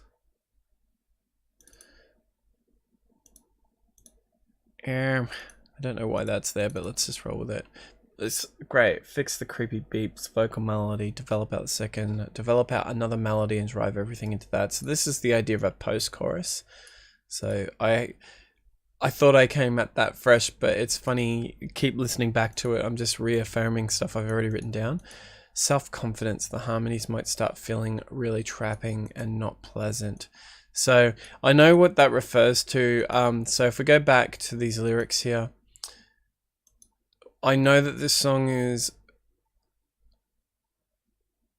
about being cautious, about being misunderstood, and then kind of stepping into that and just being really tense about all of that structure and all of that whizzing around in your head, and then all of a sudden you have clarity and you say "Here I am," and then everything swells and gets big behind that moment, to basically recognize, yeah, here you are. And that's this bit kicking in here. Here I am, here I am again. So that's that little bit there. And then if I go back to the notes, I've got the harmonies might start feeling really trapping and not pleasant. So this is developing out this idea that all of us do, where we get stuck into this echo loop of confidence and not feeling confident, or self-doubt. So I want to kind of echo that emotion through this song. One thing I kind of really haven't explained too heavily is I've kind of come into this album with a bit of a theme, and I've got to get some more material together, because I feel like if I'll need to post it just so that you understand where my headspace is at. But the artwork that you're kind of seeing around the place, it wasn't just random. It was inspired by and this is going to sound super nerdy. It was inspired by a thesis written about this idea called the echo chamber. And the echo chamber is this concept that when we're using social media, we don't grow anymore, because we've decided that we've decided who our friends are, and we've decided everything about that moment, and now nothing will change, because everything echoes around and rattles around and around. And if we look through culture and civilization, this is not a new concept. Like, you know, there's a reason why people say stuff like "I found my clan," or "I feel like I belong here," and all of these things. And these are really important moments to have. But the danger is that we don't actually learn to exercise what I believe is true love, or true empathy, or true anything, because it is too easy, or it's really easy to just love the same around us. So I've kind of come into this album with this whole idea and setup of an echo chamber. So with this song in mind, I was just talking about the echo loop of going from being really confident to someone, I don't know, saying, "Oh, I don't, something looks a bit out of place, or this is going on, and then all of a sudden you start spiraling into self-doubt, and then you echo through that. So something about the tone and the way that this song works feels right for me in the mood of what this concept of an echo chamber is. So that's kind of, as an artist, like, it's nice to have themes to kind of work towards, and I feel like this does that. Even I might remove the arpeggiator. Listen to this.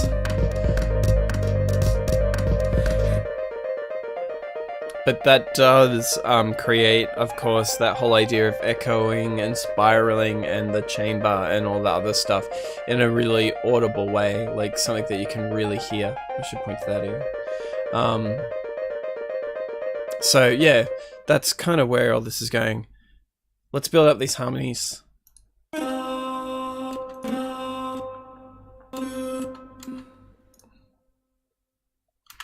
So to do that, I'm going to start a new channel up, and in that channel I'm going to put the vocal synth in there.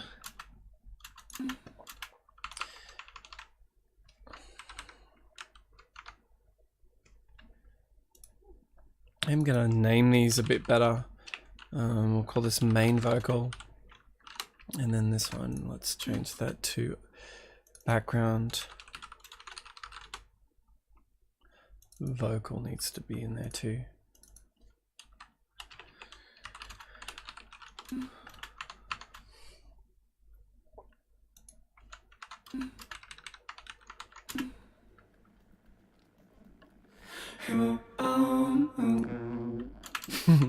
Don't you love that?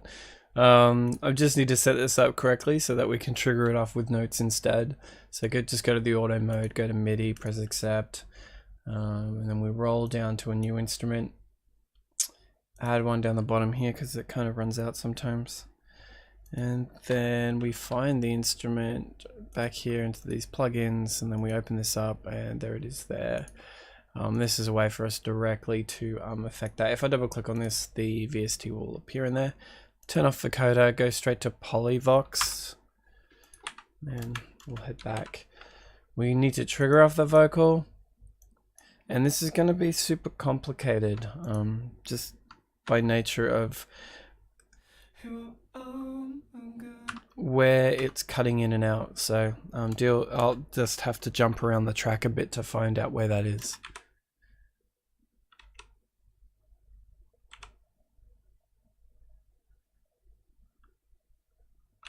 Apparently no way.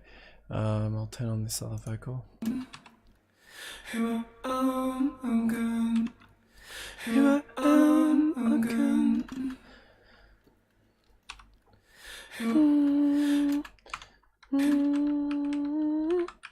So I'm just singing in notes, make sure I'm in the right place. It's going to be wrong to start with. Plus I've triggered off the wrong note.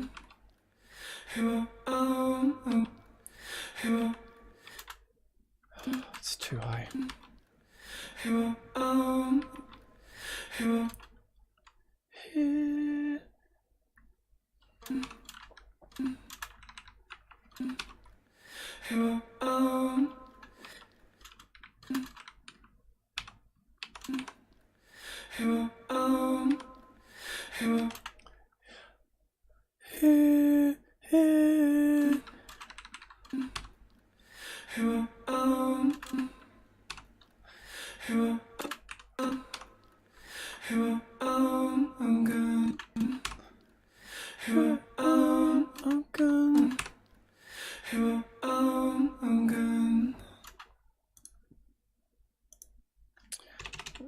And then I'm putting a little bus compressor on this, just to bring the volume up.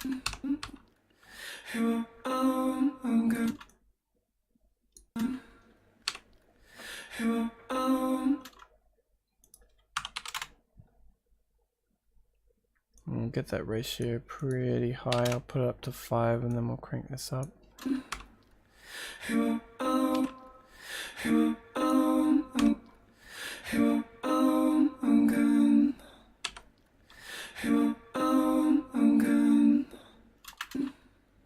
So I'm building up harmonies to see where I can take this, and then we'll sing them in later.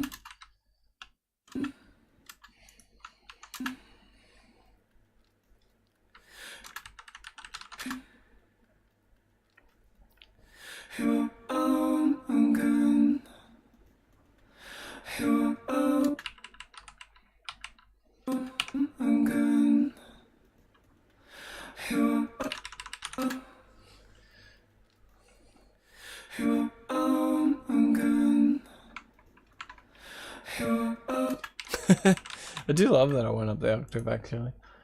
It's just not what I was hearing right now.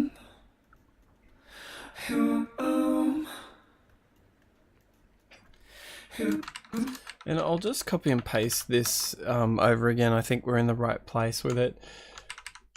Excuse me, I'm just double checking we're on auto seek, and we are.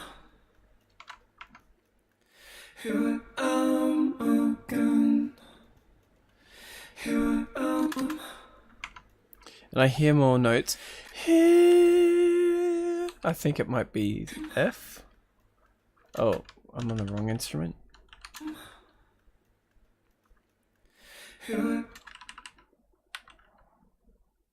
Okay. Oh, it's too high.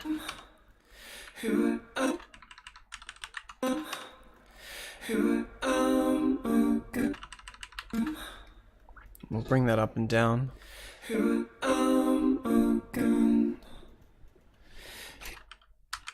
And then I think I want to add in another chord through this as well. So let's just listen to this in context and see if I'm right.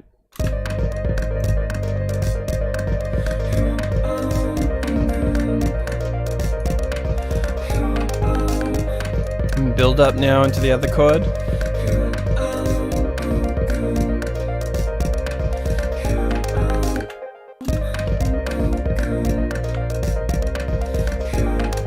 And I think with this one, I want to make it more clashy.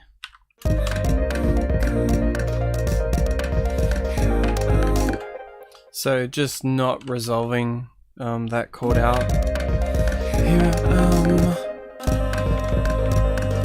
So I'll bring over this component again there. So I'm just duplicating this track down.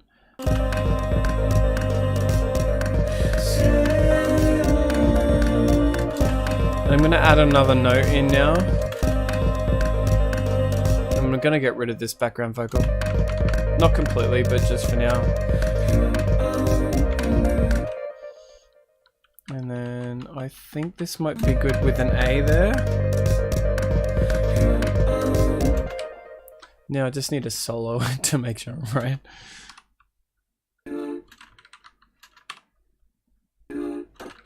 It's going to be G, sorry.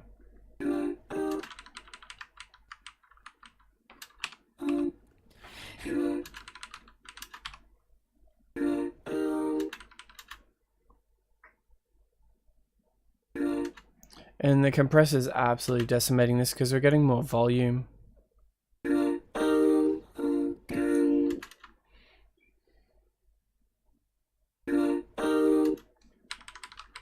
I think that needs to go up to C.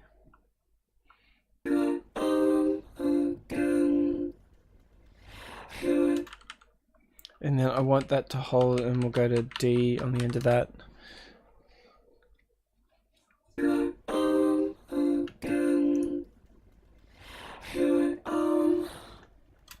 So we'll listen to this with, I'll put this synth arpeg. I've got to rename this. I've got to really start naming stuff, to be honest, as well. So this is synth drone.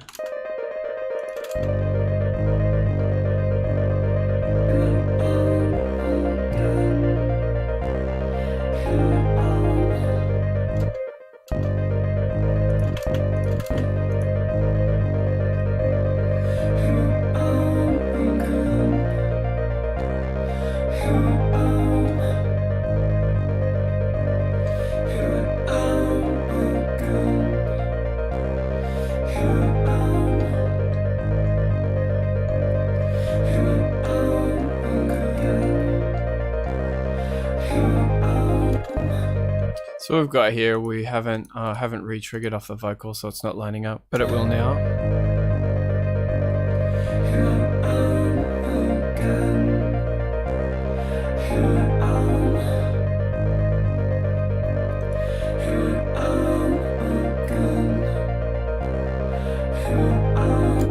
So now I'm going to start figuring out a hold pattern to do a post-chorus kind of very big build up, and I don't know whether there'll be much of a vocal kind of tone in this at all, but more just synth and other things kind of kicking through it. So I'm going to work on this part.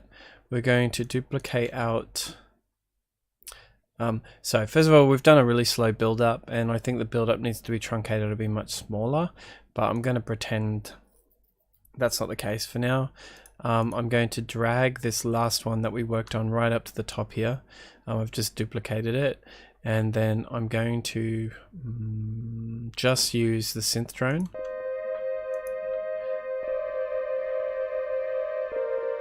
And then I'm just going to cheat and bring this in, which is the vocal. And by cheating, I'm just not going to worry about it triggering correctly for now. I'm just after the turn in which we're going to make it something a little bit different.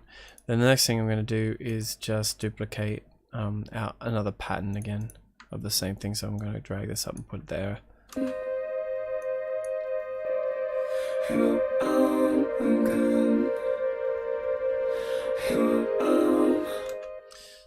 Alright, so from here, we're going to grab this vocal.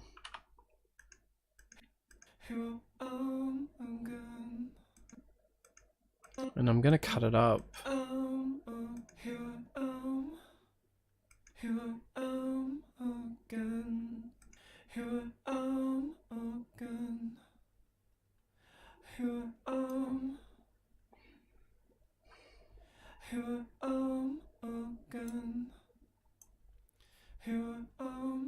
I'm going to grab a section like this and I'm going to paste it further down here.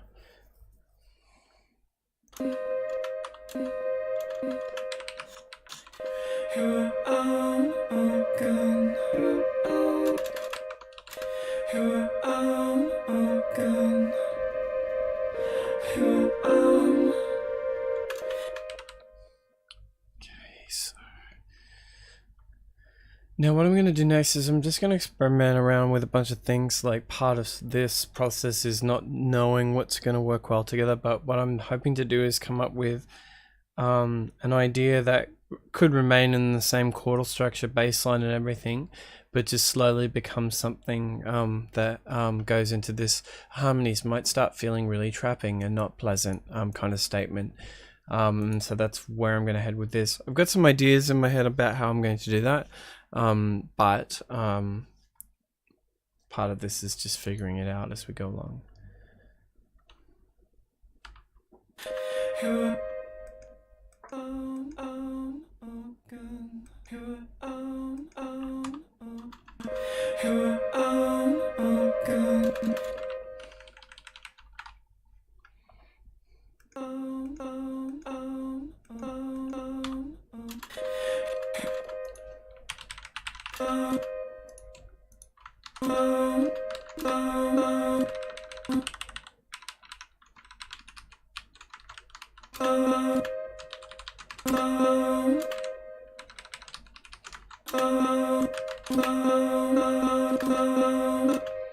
Just gonna get a kick, the kit in and see what that sounds like together.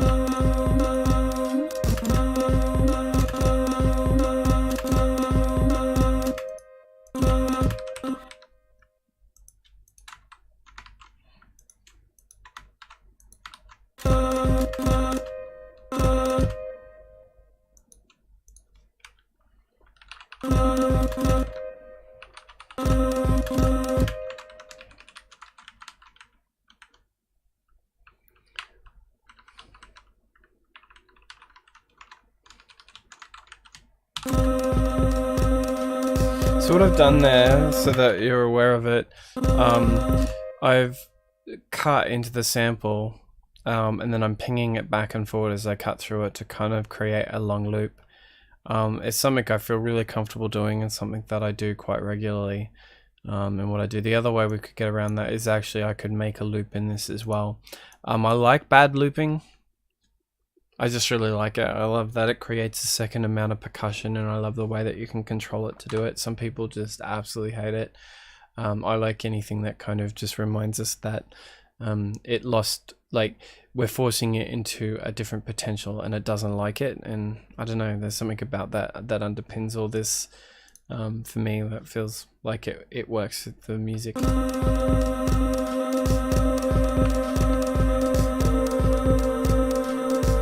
It won't stay this loud, but I'll leave it kind of there to mess with it a bit. I might turn it down just one more. I'm gonna just put the arpeggiator on.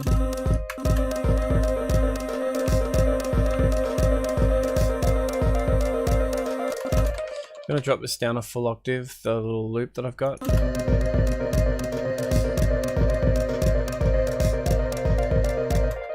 Reason that won't be solving well is because of this.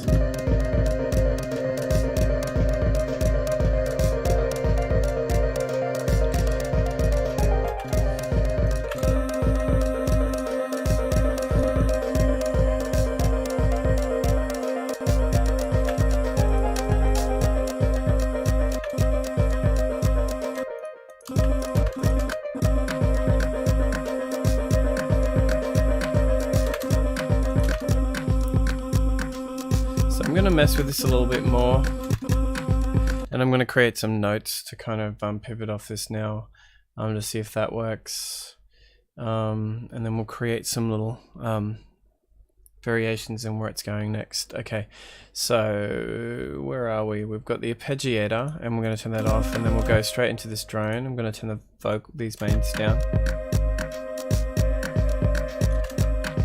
See if I grow it out a little bit more.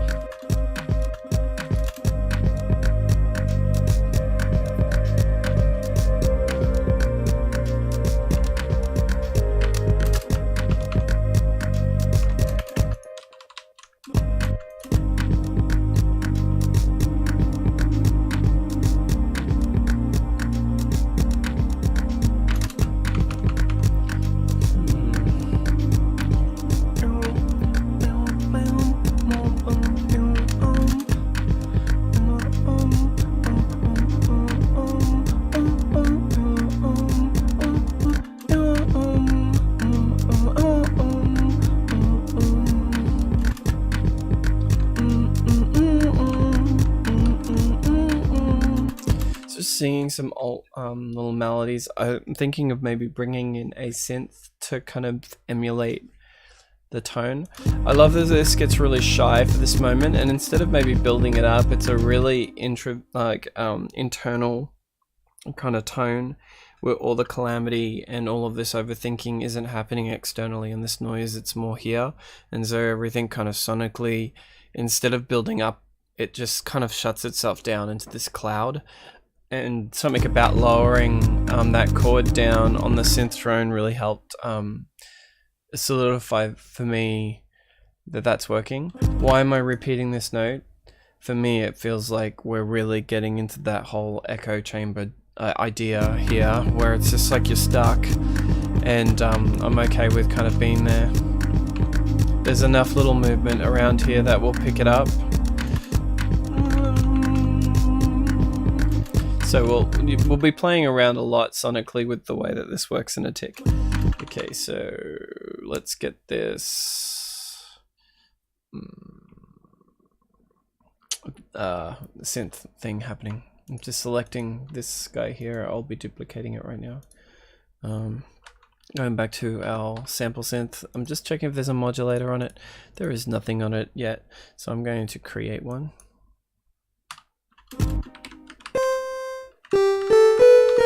Just going to turn this down so we don't get bleeding ears.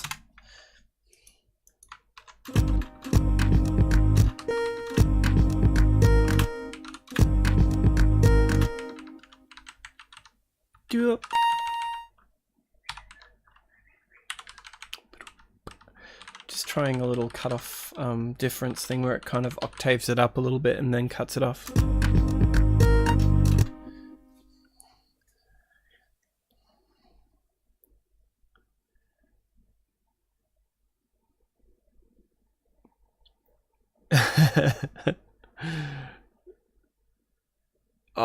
Here for Hunz, that's fine, man. I'll try really hard to sync some, like over the weekend, I think, and the upcoming weekends. How many more weekends do we have? I should be able to synchronize a little bit better, and there might be some more streams during the day.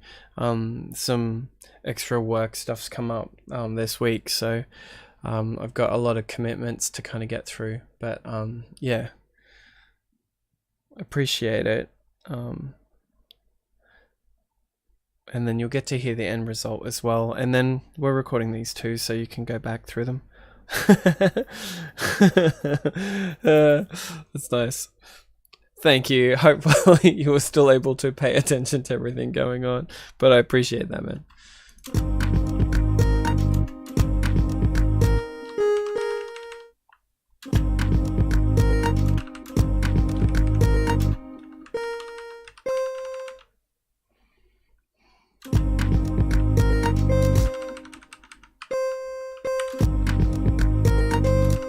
So this doesn't sound very great, but what I'm trying to do here is get the syncopation in place before I care about it.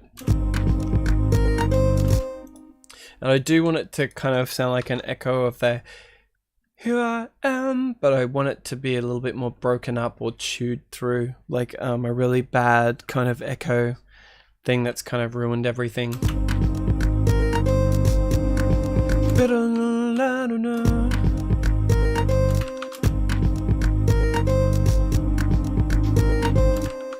So it's a little bit off time.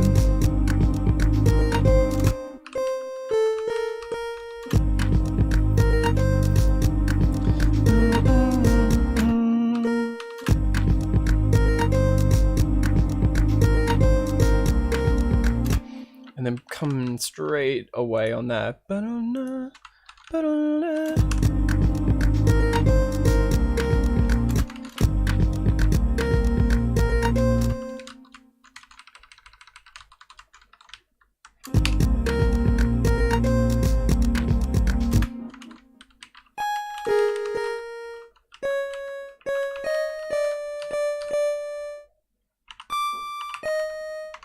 Then I might actually cycle this up on the end part here. Don't know how soon I'm going to do that, but I'm going to try it later than what it would be expected. And that's just like, I'm just going to turn that hum of that noise to go up a full tone.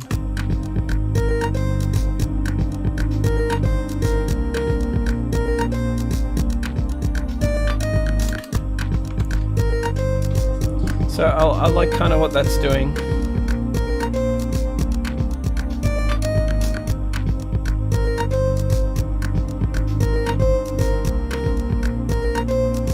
So now we're going to develop this awesome synth out a little bit more right now with some envelopes and some cutoff filters just to get it in place.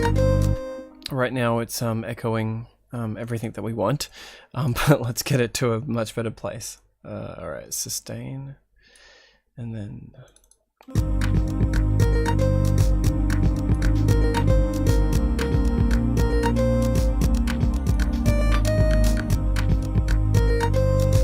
so I'm just gonna mess around with a bunch of things right now.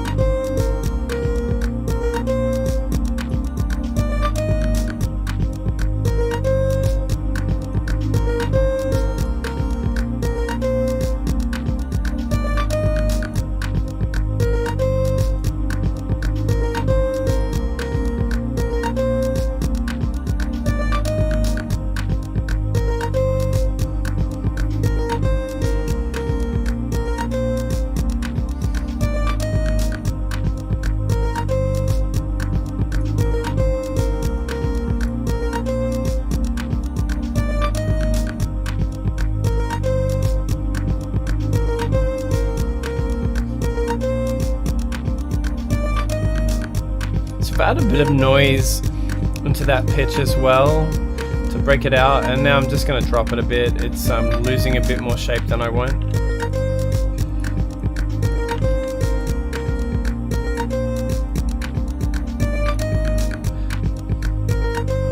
You can kind of see it across here now, breaking out a little bit more, and then I may just see this input. We can turn it down completely. We can't, but that's okay. We just gotta adjust the amplitude. So let me keep doing that.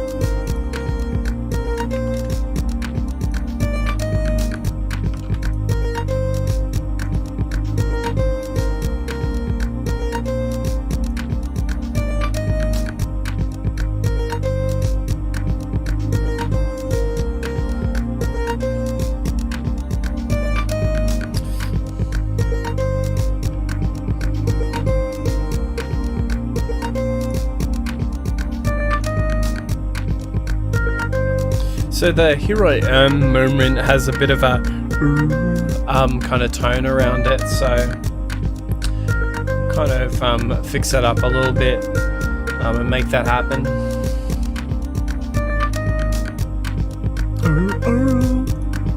Here I am again.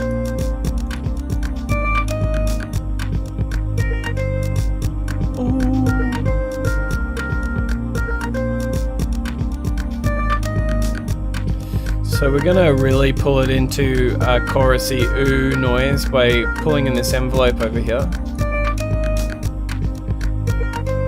We just want to make sure we're hitting it right where it goes into the ooh of this vowel.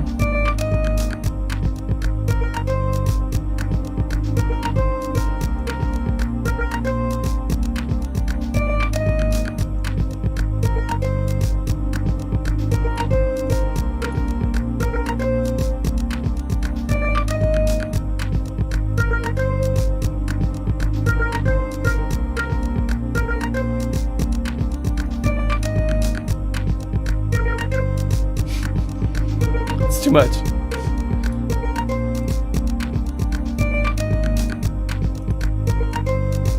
The resonance of it will create more of that noise.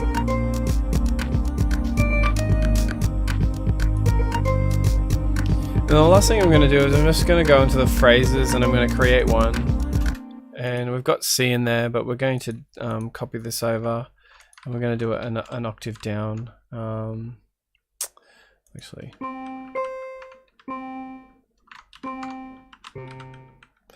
Turn it down a little bit, and I'm going to put a fifth in there too, and it's going to be really low.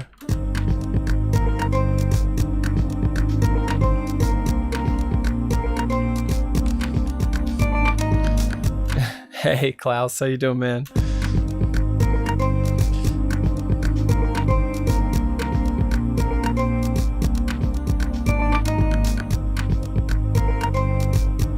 And I'm going to slightly detune this other note here. So I'm just going to move all this over one track, and then I'm going to put the same note in here, but with this note here, I'm actually just going to slightly detune it. So you're kind of creating a nice little variation or your own kind of chorus tone over it.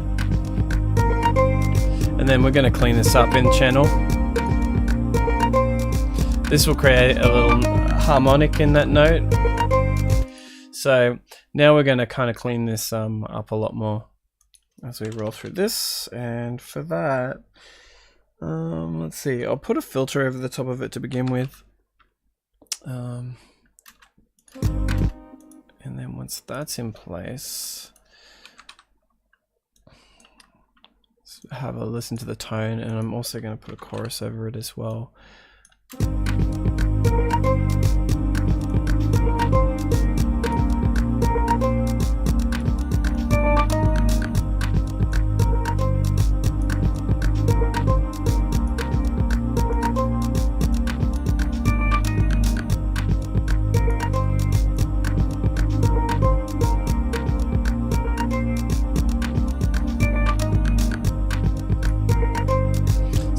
Try this whole thing down one more octave, and then I may remove something in the actual pattern thing.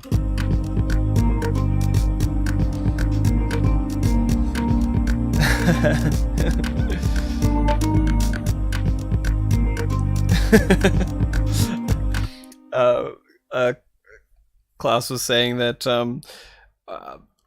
the time I'm working is the time that he is also working, which means he can't drop in and see the stream. So he's asking for me to adjust my sleeping patterns for him, which I appreciate. I feel the love.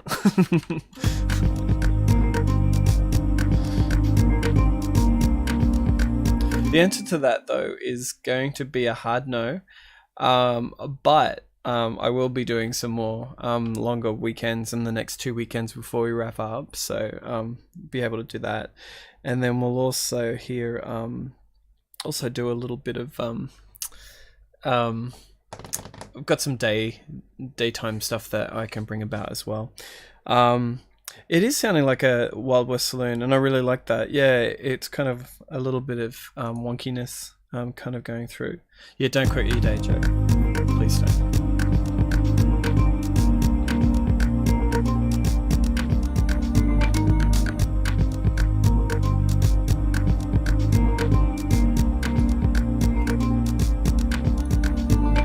So I'm putting another vowel on the end of the chorus. If you don't understand how a chorus works, like it's two signals, one to the left, one to the right. The one on the right is getting affected by rate, depth, and feedback, and this delay, and then they kind of mix them together and it phases a little bit. This delay is a nice little touch.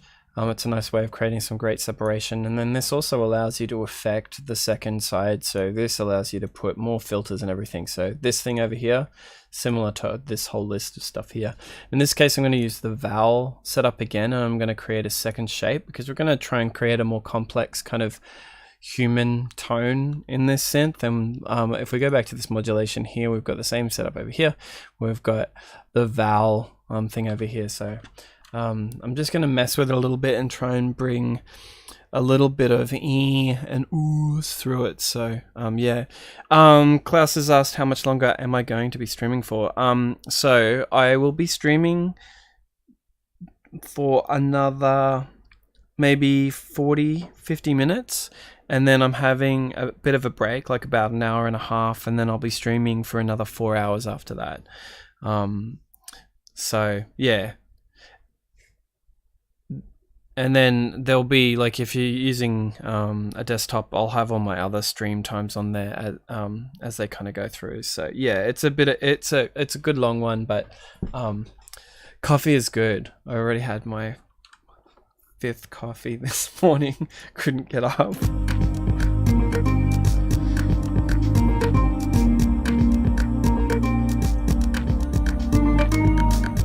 So I've hard set the chorus to wet because I really want to hear the effect of this next tone, and I'm going to go for something that's a bit more E or a bit more ah noise.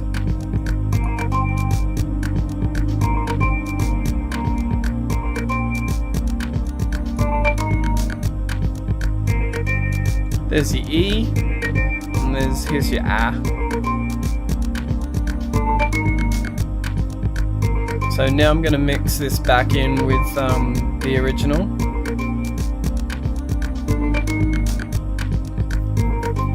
So just creating a more complex kind of shape here with it, and I'll just solo it out now.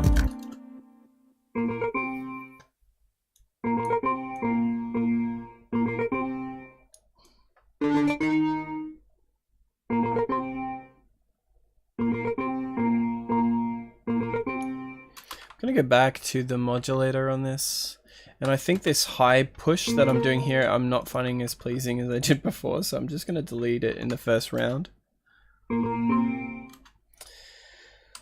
I think it needs to be there, but maybe it's not an octave up, and we turn the volume down on it. Let's hear that. I'm kind of ghosting out a note, but because I've turned the volume out completely, it's kind of like your sonic memory is going to think that the note is there.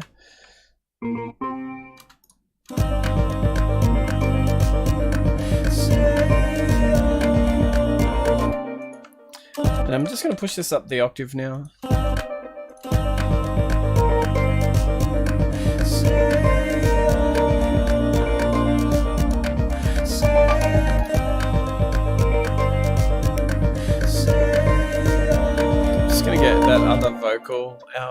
do not want to hear that right now. I think it needs to be down the octave.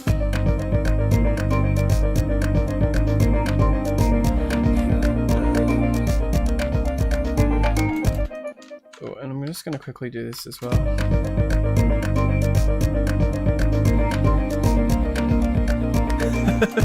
Let's not do that, that's hilarious.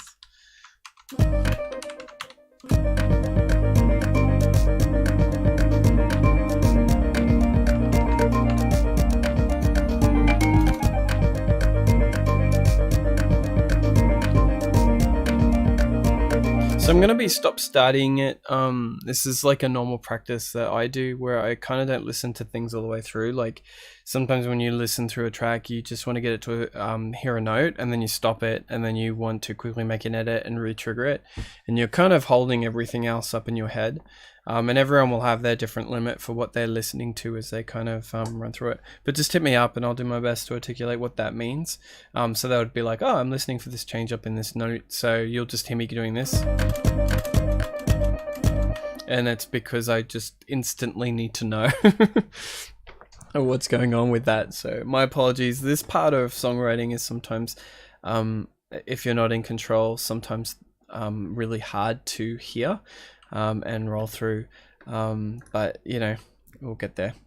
So with this tone, I'm kind of liking it, and then I feel like I've kind of gone in the wrong direction with it, and that's an okay outcome because don't get frustrated by that. It happens all the time, especially with the way I write. I'm kind of listening sonically for things to kind of go through. So yeah, yep. Yes. With Bruce Willis starring in it too. For no reason.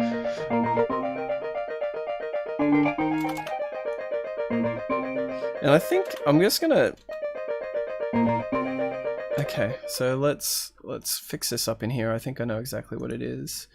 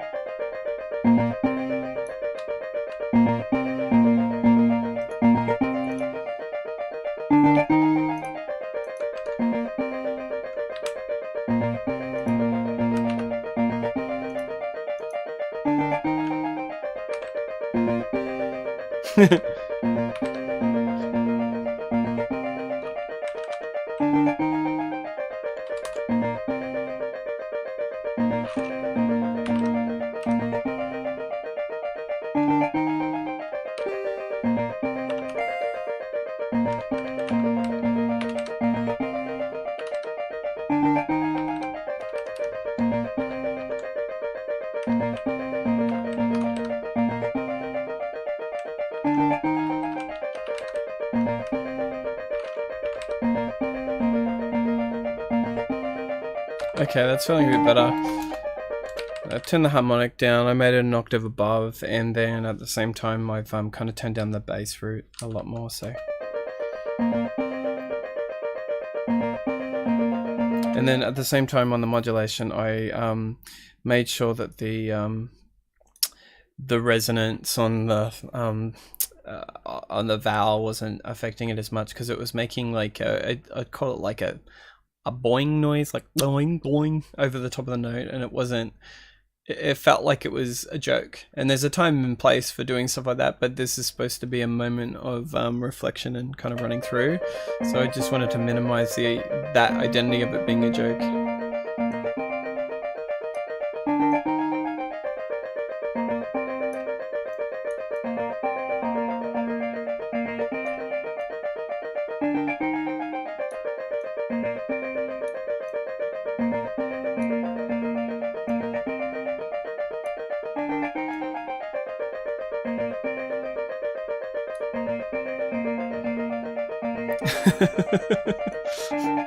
Yeah, there's so many layers to it, a class now. Like, it's pretty amazing. There's some stuff I really wish Tactic would put in, but it's really specific to my workflow and what I like to do, and it's a bit of an unfair request.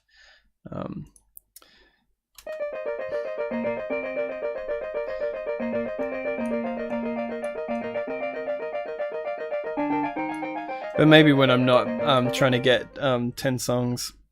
Yeah, so this is phrases stuff.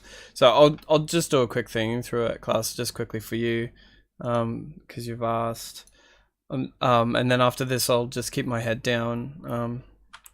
And then maybe after this month's finished, I can go back over some of the key things. So the phrases, like when you trigger off a note, what it does is it just plays this whole thing out, and it's really great.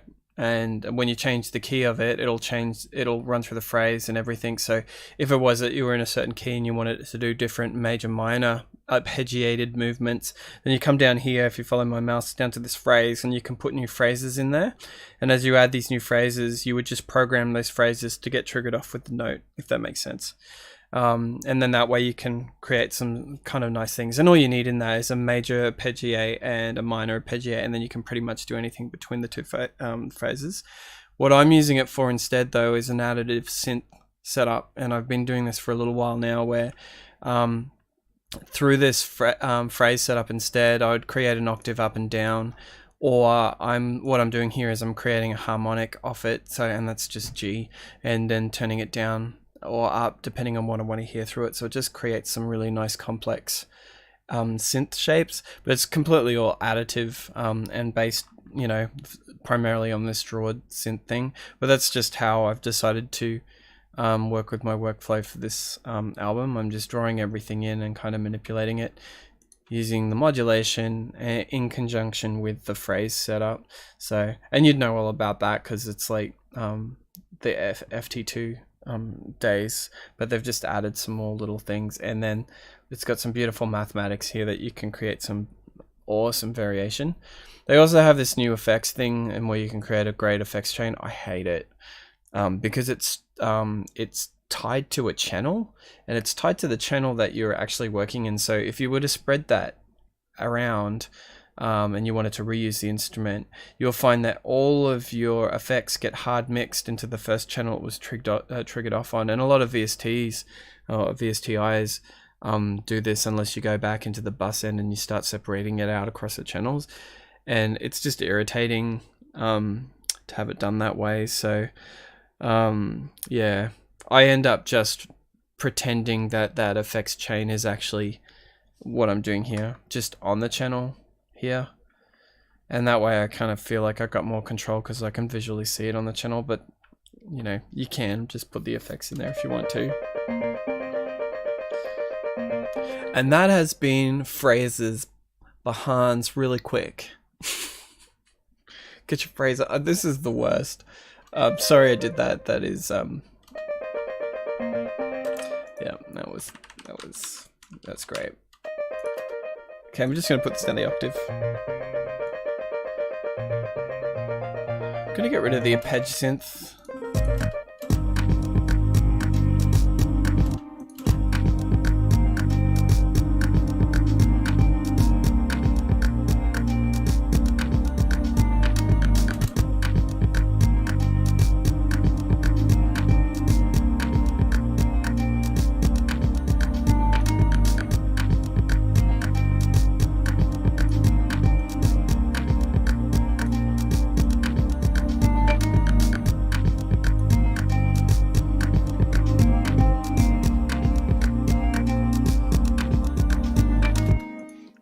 I am gonna add a really small verb underneath that. Due to CPU constraints for now, the verbs I will be using on this will be pretty standardized, and we'll just make it as good as we can. Just talking to... Oh, what a nice little accident.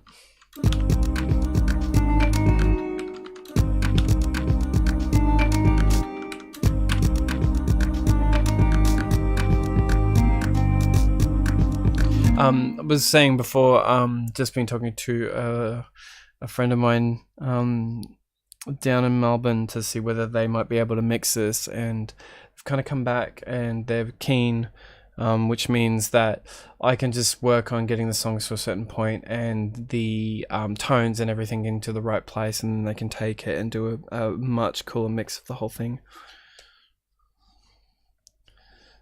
Yeah.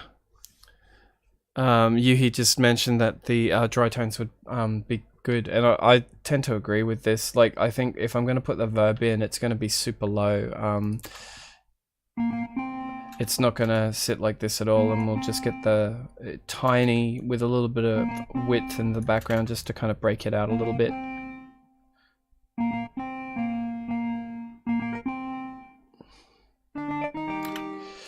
And that little accident there was really nice. So I'm just going to play with that a little bit more. One last thing I'm going to look at doing is I'm just going to put a signal follower on this, and I'm going to bind that to the analog filter, and I'm just going to put that into the cutoff. Just want to kind of get an idea of how that's going to sit around.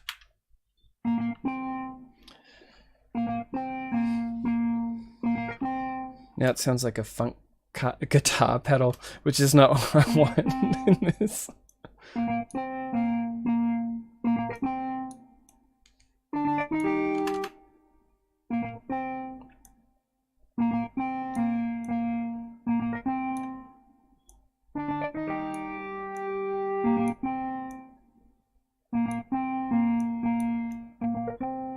Oh, that's a bit better for me. Just inverted the min-max to hit in really high.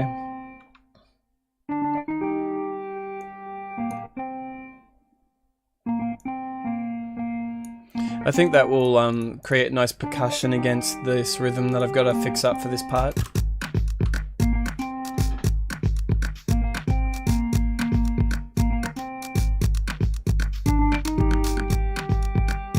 I'll fix that hanging note. I actually don't mind that it's doing that. It's actually irritating in a really nice way for me. But we will ramp that down just a little bit.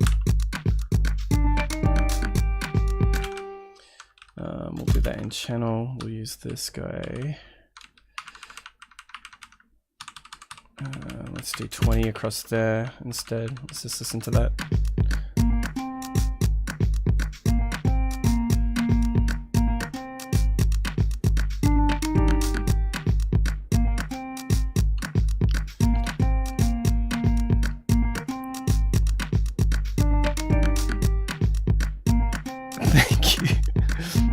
So, ahi, oi, hui. I'll just say, ahi, ahi.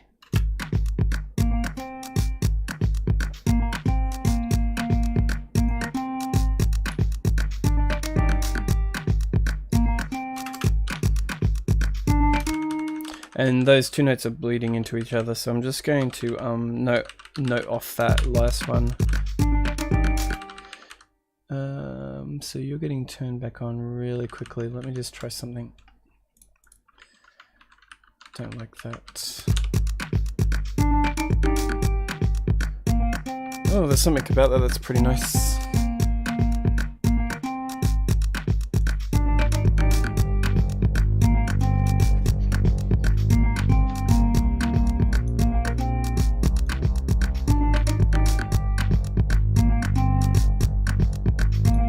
Just gonna headphones it for a second.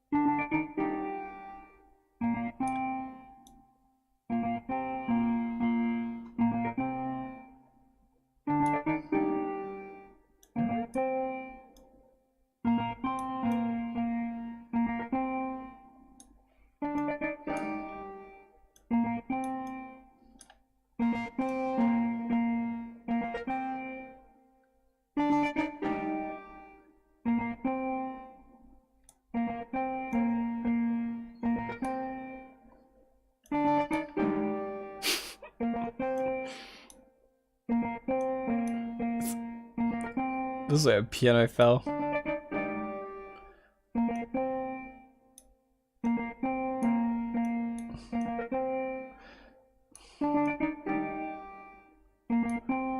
Let's see if that gets a little cut through.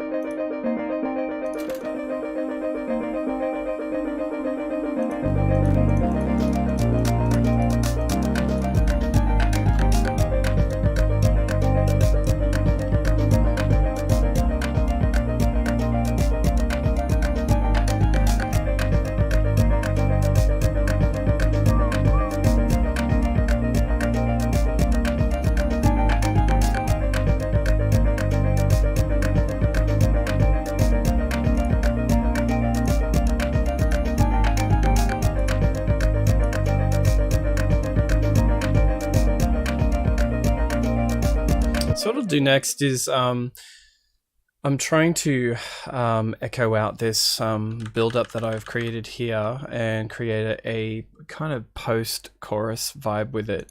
So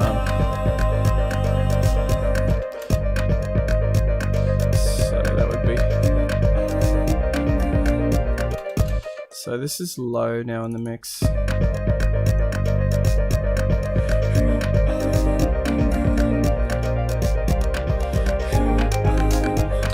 And just ignoring the arpeggiators a little bit for now, they're not fixed in place.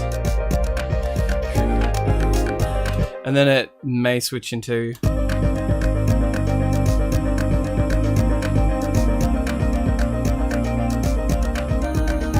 And then this is a kind of like, you know, it breathes into this kind of component after looking at these words where we're trying to build this idea of self-confidence, and the self-confidence part of it kind of being shut down. So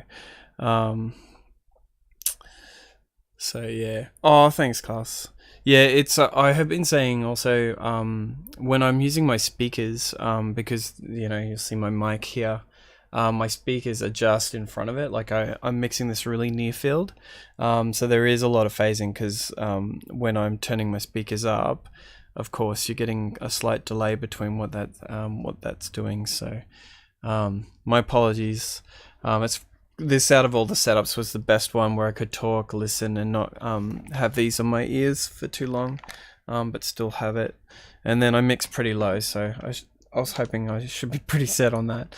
But there will be moments where I'll go into a different mode and it shouldn't phase out as much. So there's phasing over everything from what I could hear as well.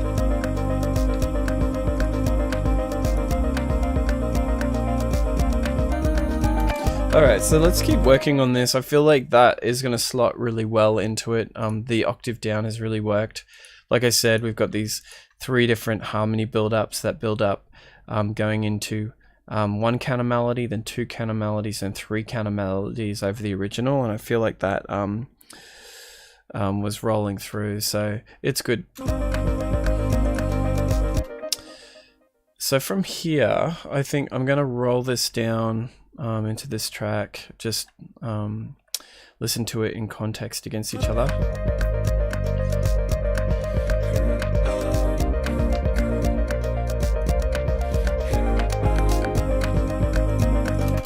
Okay, I think with this, I'm going to start doing something a little bit strange. I may not explain too much about this, I just will get started and then we'll come back and review it.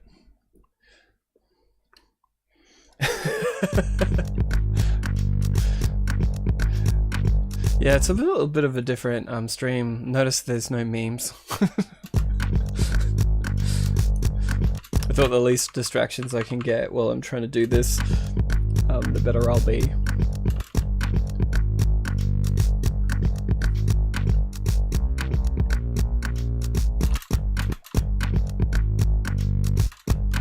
Okay, so let's try something in this space.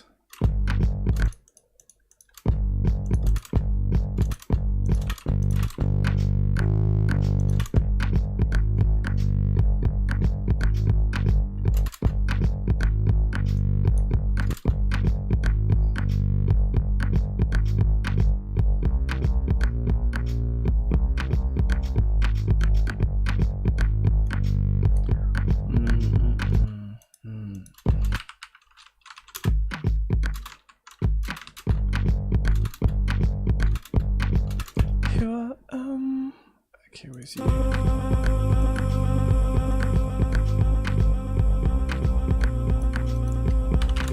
More toned in, toned in. So where are we going to take that? Just going to leave that roll out to the other one. You're fun, man.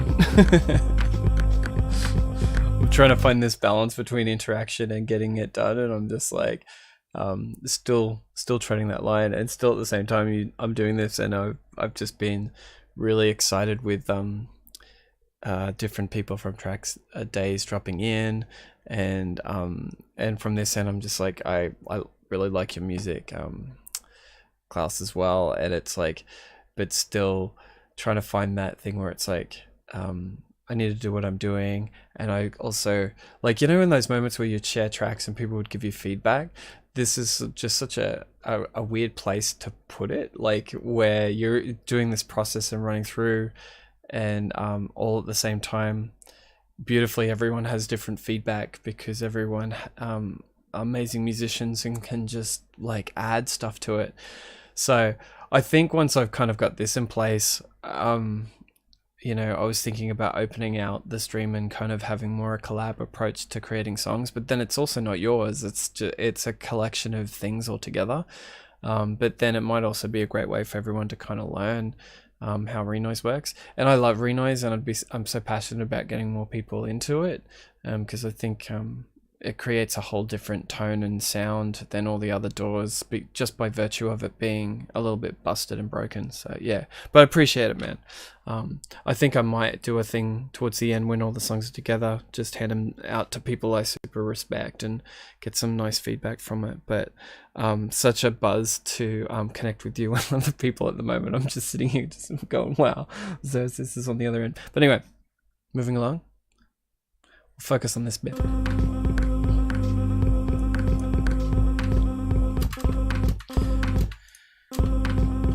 So I'm going to try and change this up a little bit because I want to roll into this.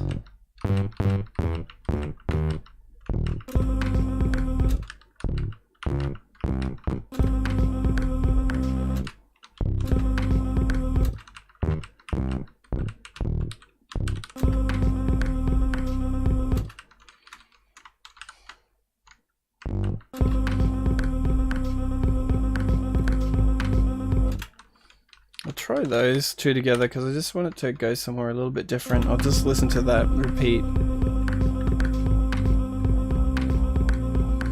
Oh, lifting up is really nice, but repeating it might echo this sentiment that I'm trying to really get across, which is being stuck in an echo loop of thoughts and you're just spiraling a bit out of control.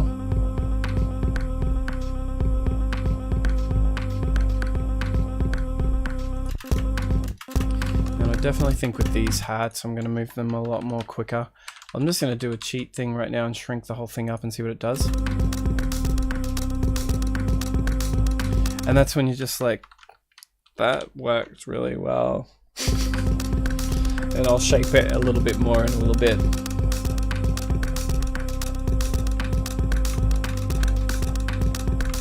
I think on the bits before this, I'm going to open up the snare a lot more. So we've got enough. I went through how I create snare noises and how I usually have 3 different tones. And then we've got this tone. And so it allows me to manipulate it in real time. And that's just the way I choose to do things. Not a lot of people have the same thing. But now I can put more noise on it if I want it. So now that's what I was hoping to do.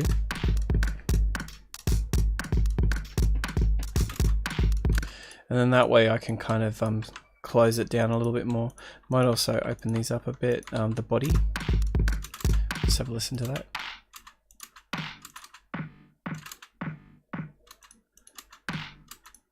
And then when we might get some more volume in that in a little bit.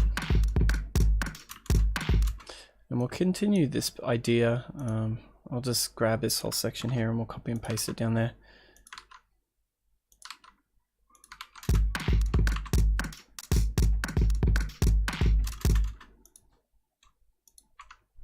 Similar thing through this tone, this one there, and here.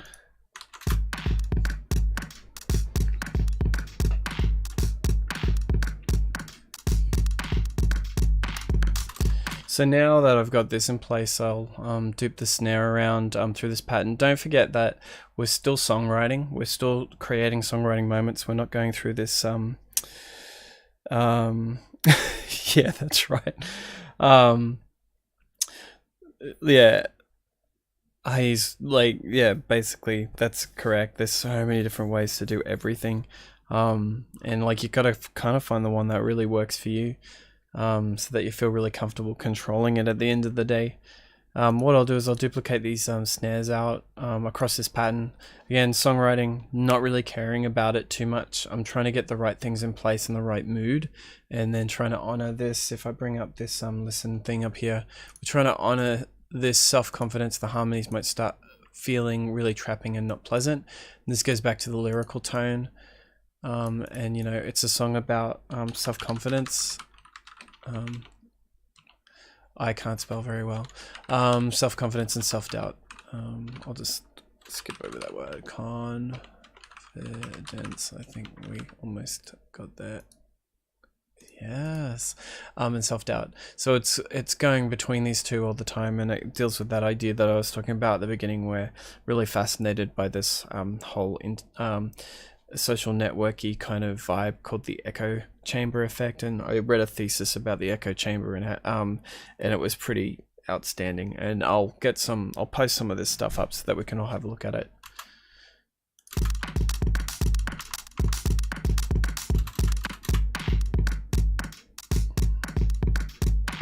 I really love snares that sound really bad too, so that's just me. And I think also for this one, we're going to start tightening out the kick drum a lot more. It's going to change the way the bass works because they're so intertwined.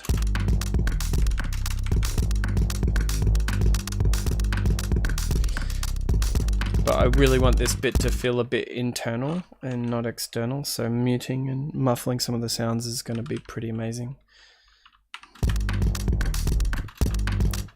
Oh, sign off. Thank you so much, man. How you doing today? Yeah, so I'm just gonna get rid of all of this open kick work that I've got over here. Keep this pretty tight. And then I'm actually gonna do another thing where only for this pattern, instead of it staying on the root note, like I went through how I tune my kits and all this stuff, we're actually going to pluck out the root notes from over on this side here. But before I do that, I just kind of want to see if this bass is working.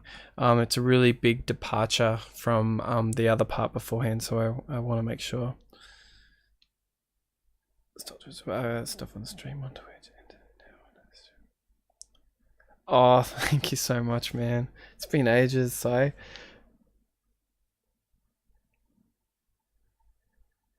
have not. I did not know you were streaming that stuff. Are the VODs getting recorded at the same time? Like, can I watch it back in your Twitch channel?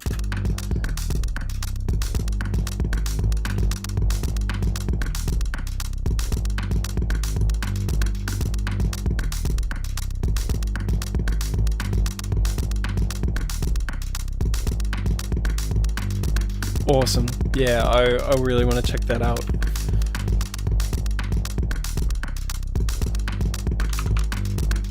So I'm just going to turn on the synth parts now that I've called this drone.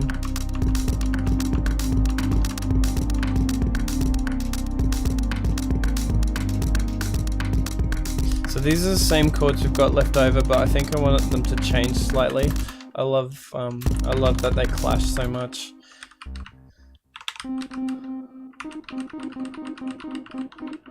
No.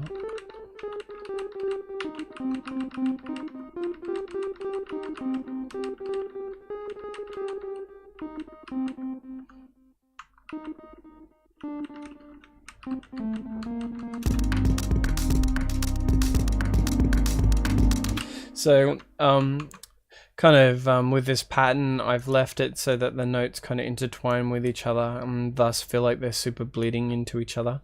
By putting no node offs between these two pattern variations. I think in this case I'm going to have to do it, and I'll just have a listen to what that looks like, and that might be something that I kind of do.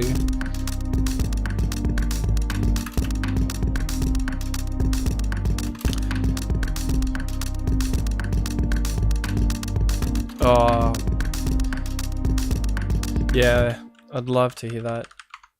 A few of my musician friends have been doing ML instrumentation and stuff like that. It's pretty outstanding.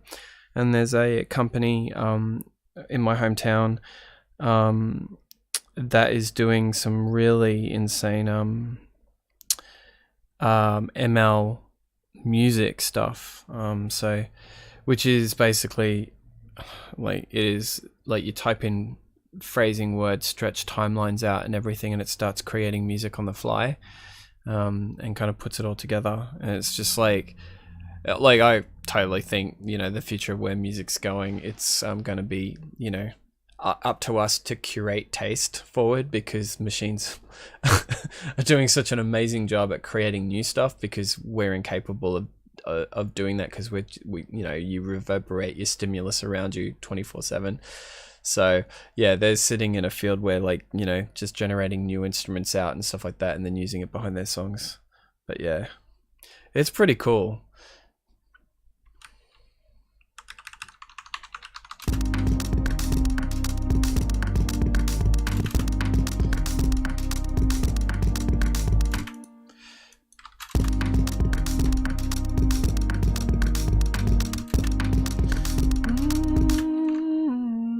Might be really typical with this and shove it into direction. Yeah, I really like that. And then I might raise that up in this next note. And I'm actually okay with that. I think the deeper this goes, the more muted it's going to feel. I like the notes down the octave.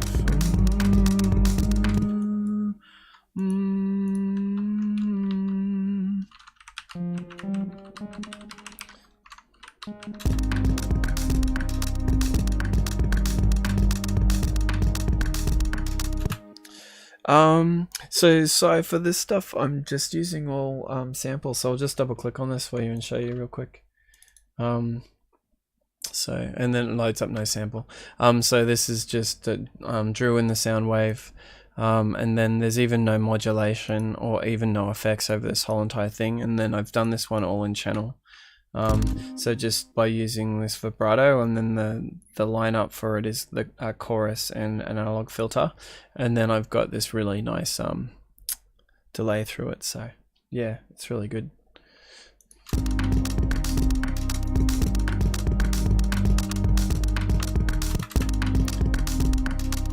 That didn't work at all, so I'm just gonna put that back and then lower this one down.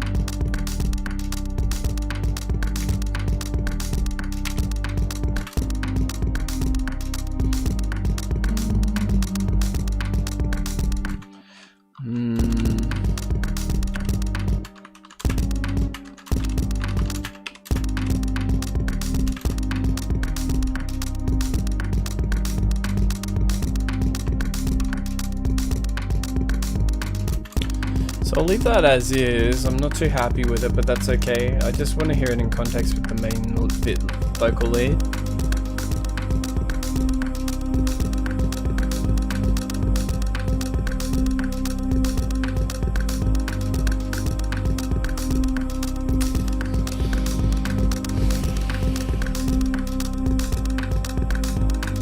Okay, then moving out of this, go to this movement really quickly.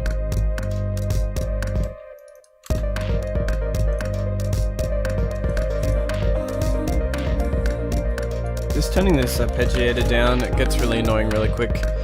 It'll require a little bit of control. And those harmonies will be down.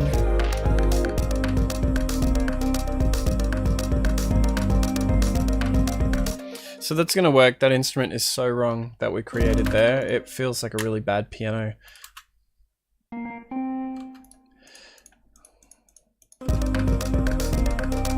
I think what I'm going to actually do is I'm just going to quickly cut into a vocal that I've taken. And I'm going to trigger that off into that channel really quickly and see if that feels a little bit better. and then maybe we manipulate that a little bit. So let me just duplicate that channel.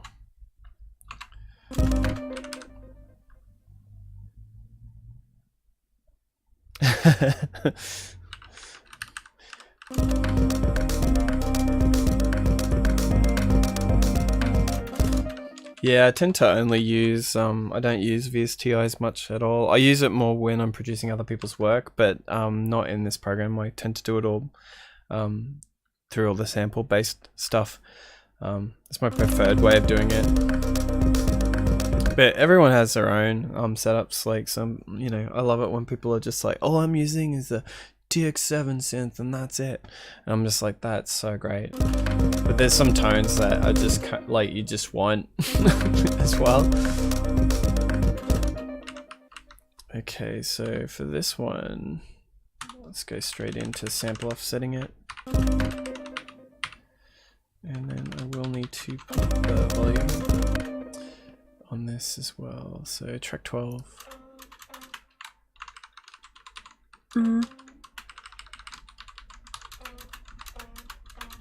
Super low, and I'll just get a quick compressor over this.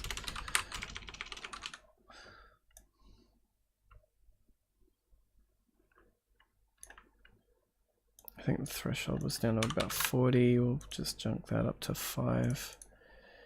We'll do some additive.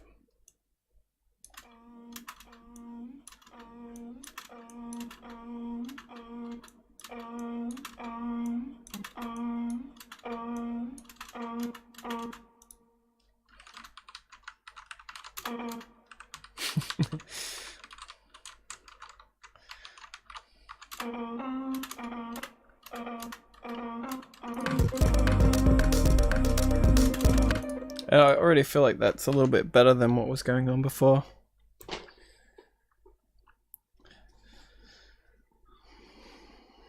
Yeah.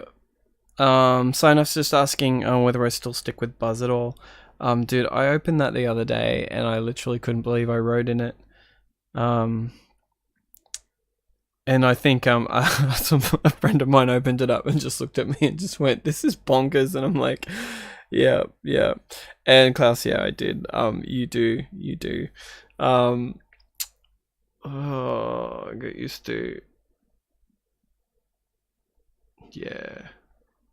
Like Buzz just has beautiful, like, you know, similar VSTI setups in it. I loved it so much.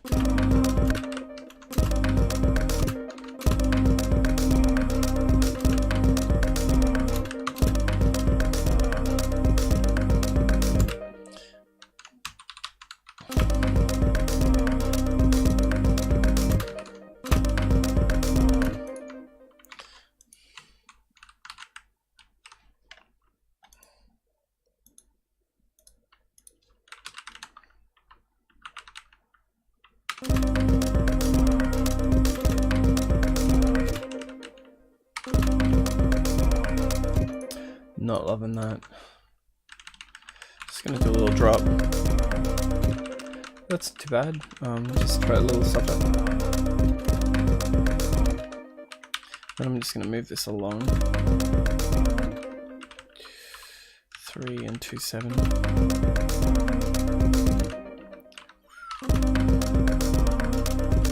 Just gonna open up another channel and volume ramp that down on the end and not note off. Don't like that doesn't strum. I'm gonna go backwards.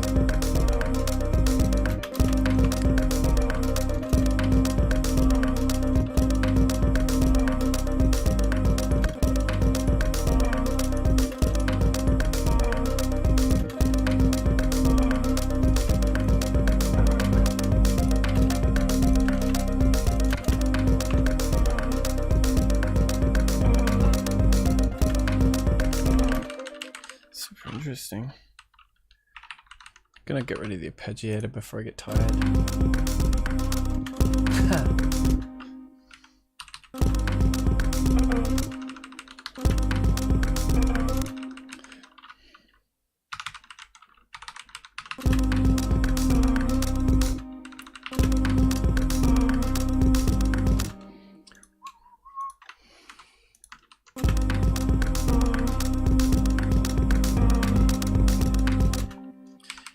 Just loop that and see what happens.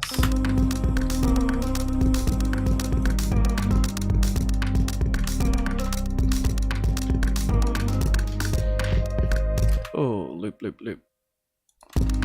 Just listening through it, see if my brain can grab onto some other things.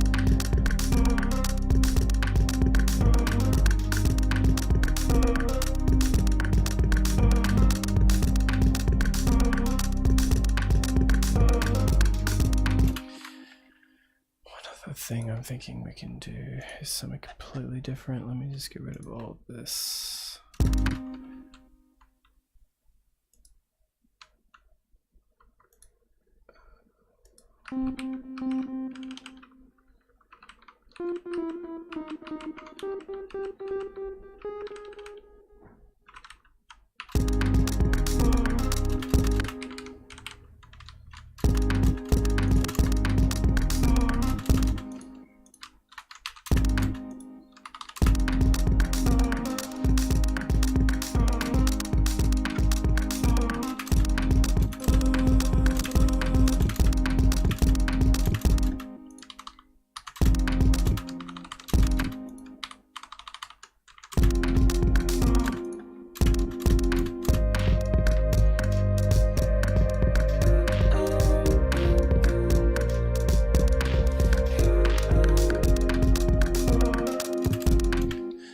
Oh, nice. Let's just not down that.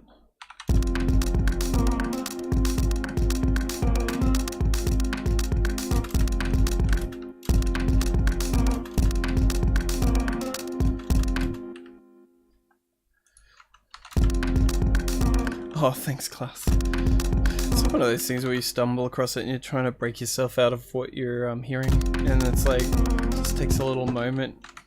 You must have that all the time when you write.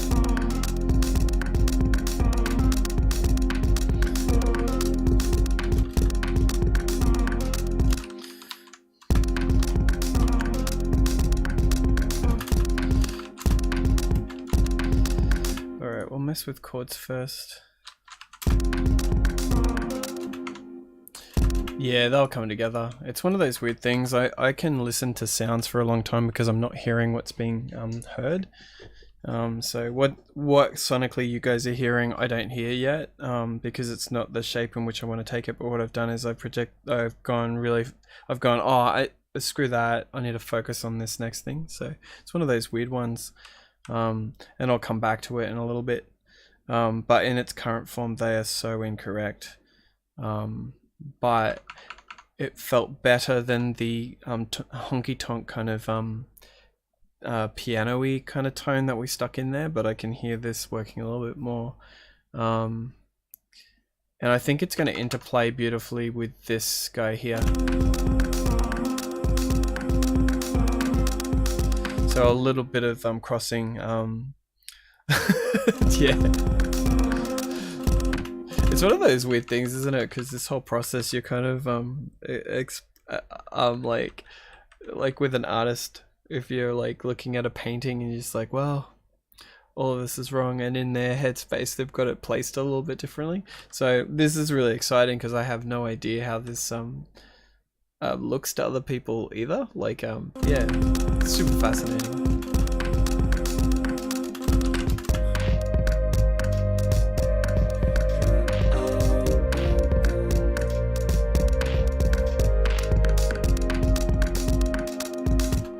So I might rush these. I'm just gonna go, I might try a sixth on this. And then see what happens.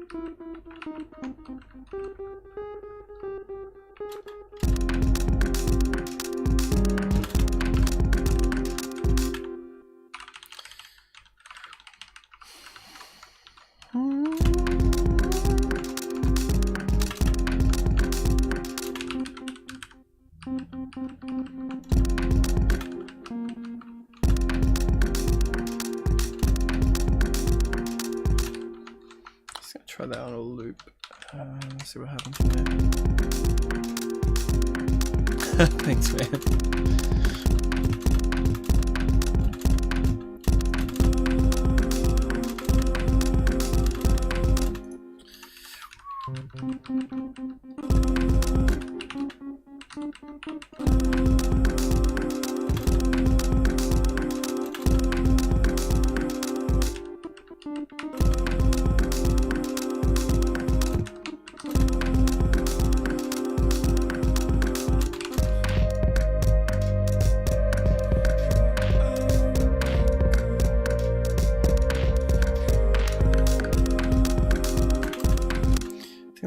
To really roll out.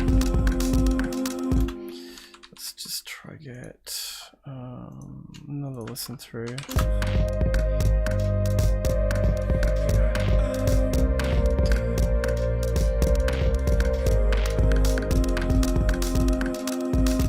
Yeah, and then do a lift on that note.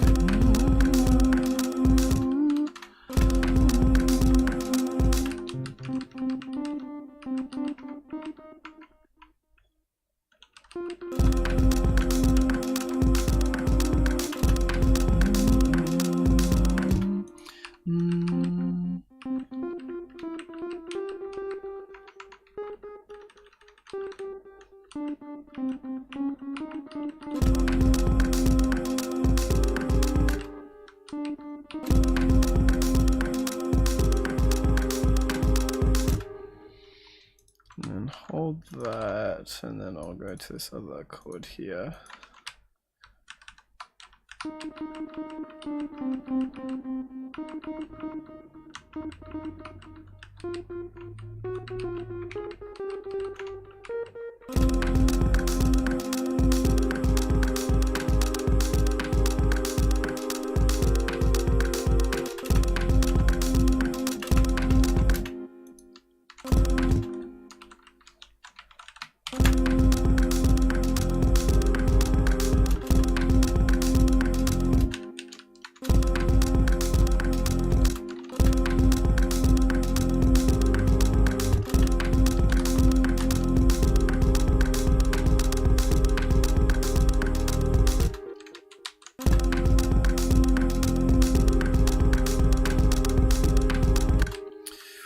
Drop that down.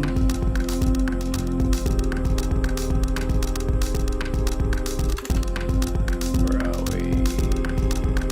Do an octave up so I can hear this.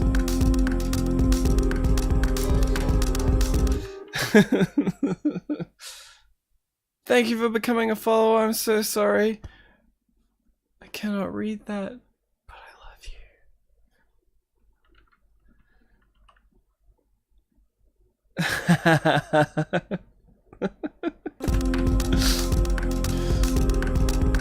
Drink more coffee.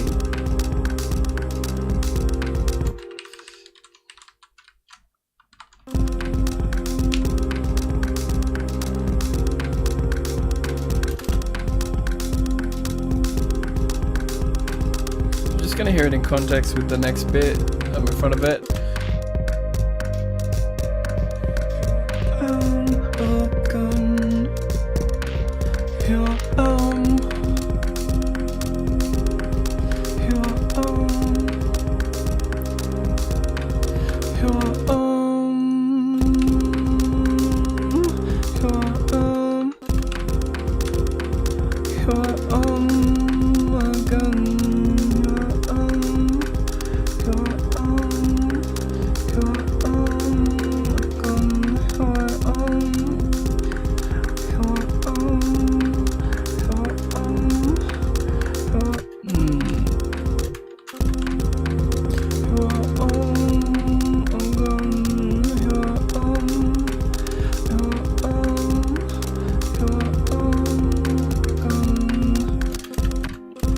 don't mind any of those notes, but I'd have to really get a feel for where the song's going.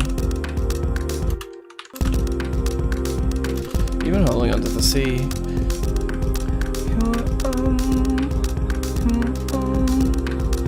No.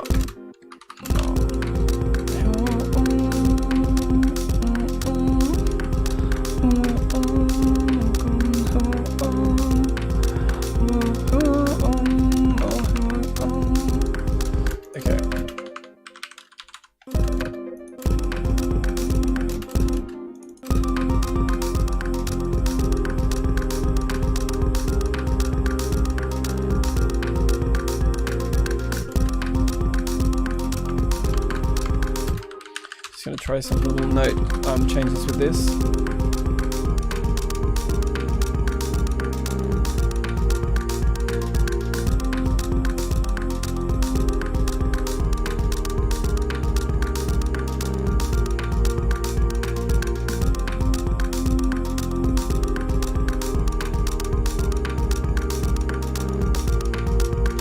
Just roll that up, delay that little roll up a little bit.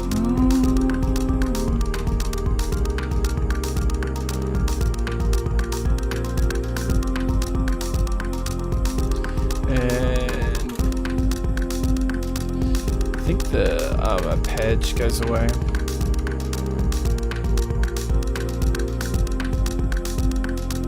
So let's do that. Kill that in that part. Alright. I think I'm going to clone out the vocals right now so that I can get a difference between these two little parts here that we've got repeating these notes around.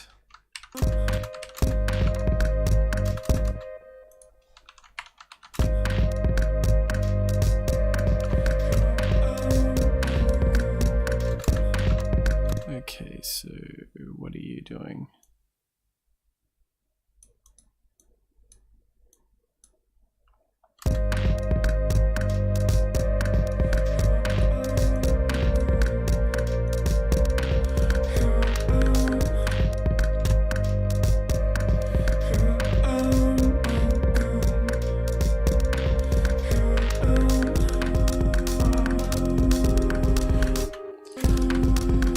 I feel like I'm just going to do a pattern where the chords roll out a little bit longer. I feel like the movement moves too fast for what I really am ultimately trying to affect here. If I could just go back to this, like a lot of my decision making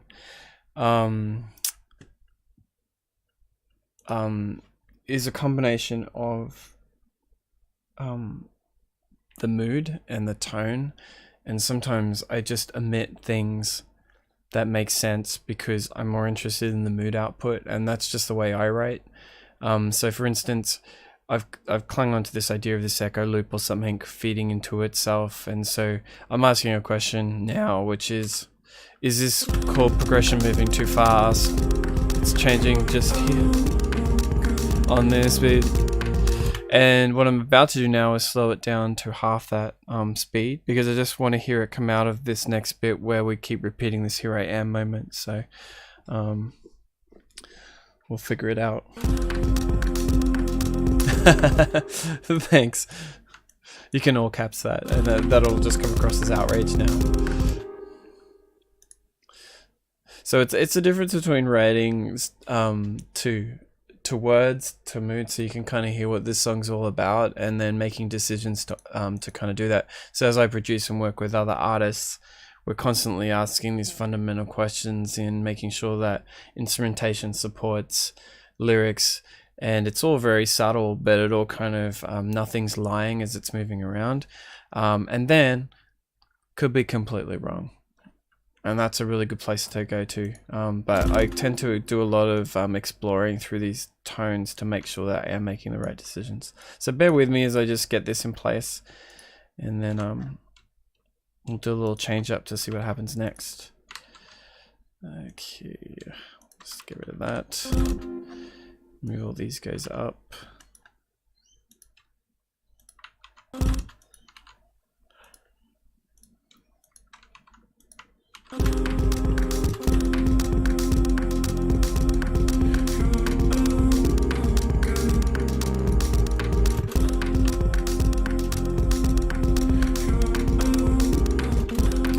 mute the vocals.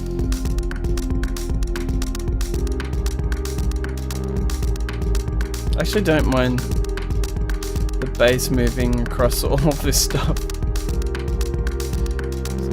It's creating that urgency, but still at the same time leaving everything kind of peter out. Might do some little subtle changes with this in a second.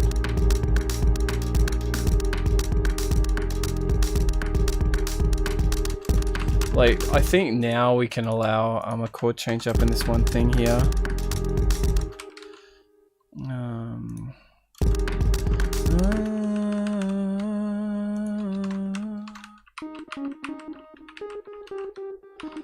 Oh, great.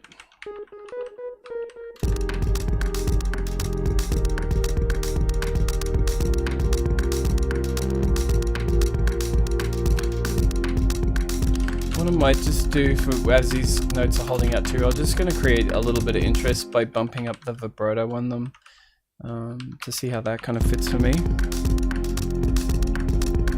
Yeah, this is at half speed now, Klaus. But what I've done is I've left the bass shifting at the normal tone of where it was.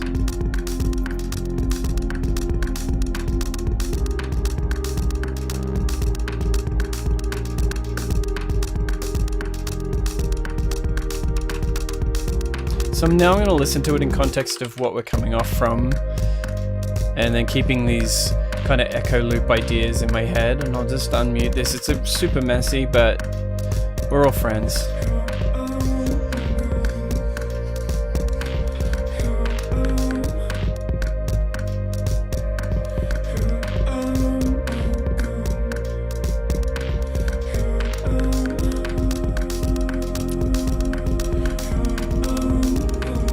So that's an absolute mess, but we'll ignore it.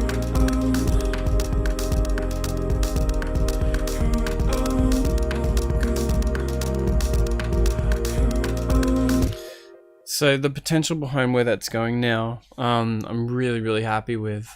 I feel like that's moving in a direction where it's going into a post-chorus, and I think we can really build that up really nicely.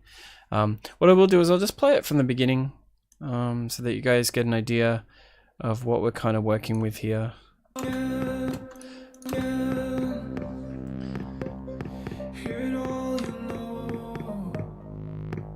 I'm just going to turn up the vocals. I haven't come back and revisited this yet. I've just turned up my speakers, so you might experience a bit of flanging.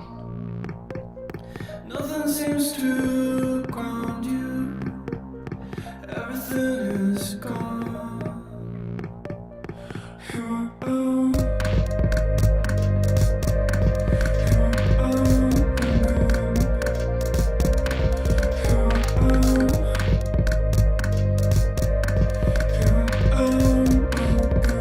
And then this is a part we've been working on. And just ignoring that. I'll just mute it.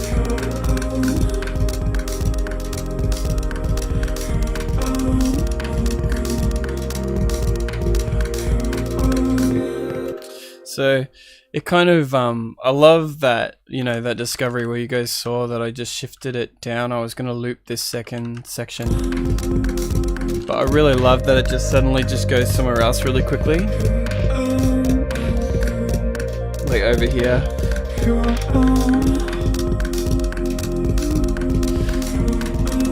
So now I'm just going to clean this up a little bit so that it feels a bit more recognizable through it. I will go back just so that I haven't made sure that I'm just going to double check that I haven't missed out on keeping the chord structured on the 4. So this is me doubling out the chord progression. So this is a check that I'd be doing as well if I was running the other way. So let me just lift these patterns up here and we'll have a listen to that. So I'm going to run through the whole song again, reset our heads. I'm actually going to do something where I'll turn down my mains, and I'm just going to put my headphones on so that we don't get the flamming, so you guys can listen to it a bit better. All right.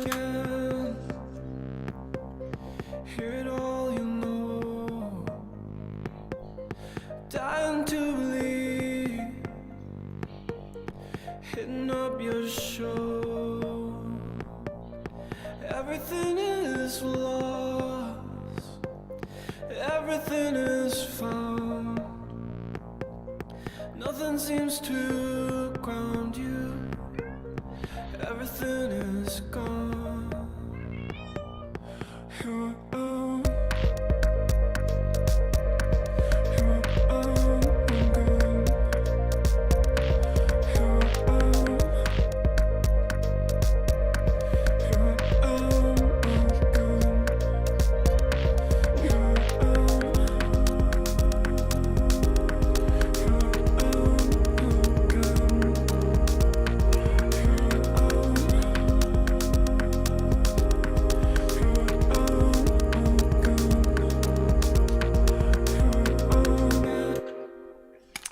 So, if I'm being completely honest, I actually enjoy the chords moving a lot faster. It's definitely creating a lot more interest when I get to that part, but I still feel like it's a bit relieving.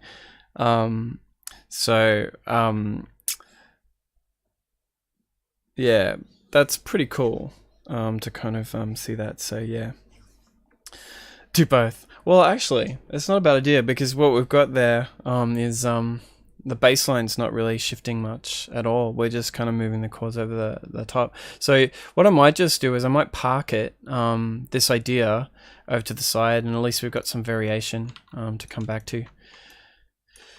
The next thing I'm going to do is I'm just going to run the beginning of the track right to the end of it. I'm not even going to clean up what I don't like. That's how quickly I'm going to run through this.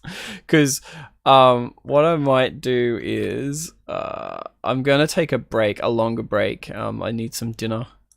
But I'm just going to listen to this swap over between this end chorus idea, or this post-chorus, and how it loops into the verses. Okay, that wasn't a move. Please. Just going to turn my speakers back on, so my apologies again. Probably flam a bit.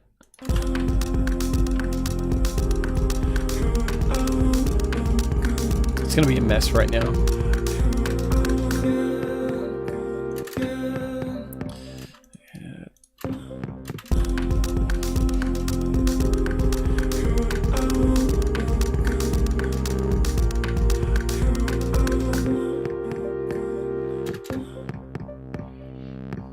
So they are going to work into each other. We just have to figure out how much contrast we're bringing to this. And I'm just going to quickly just put these, copy the drum loops over into there.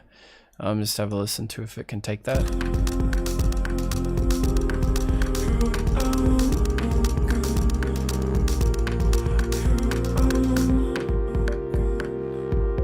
No, not at all. That sounds terrible. Sounds like some kind of hillbilly moment.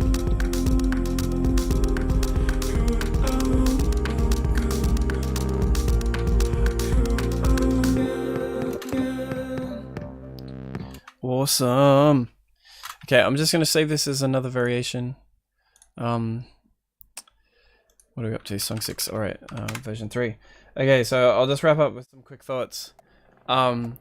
Man, this has been such an interesting session. Thank you so much for, for dropping in during the session, and you know, I'm so nervous about how it all like unfolds. But if today's an indication, I'm really enjoying the process. Yeah, I really appreciate it. Lots of change ups, trying to create a post-chorus on the song, and really trying to honor. If I just bring this up, we've got these little notes I've taken. We're really trying to honor this whole self-confidence and not feeling confident all at the same time. And as I iterated this song, I'll be back.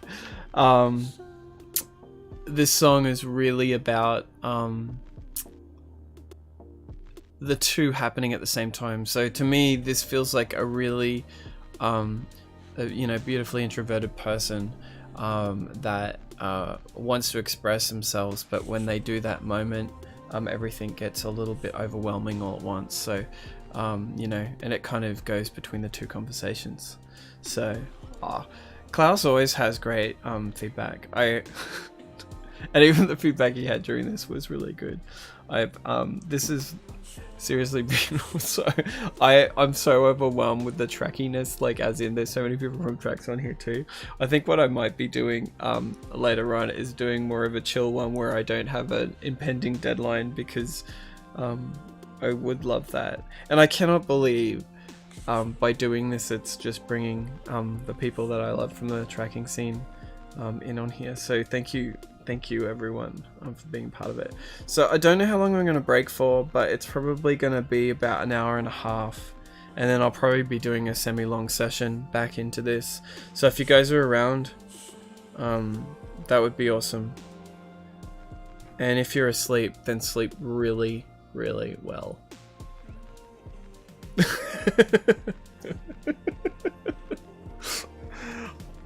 Okay, max 30 minutes max.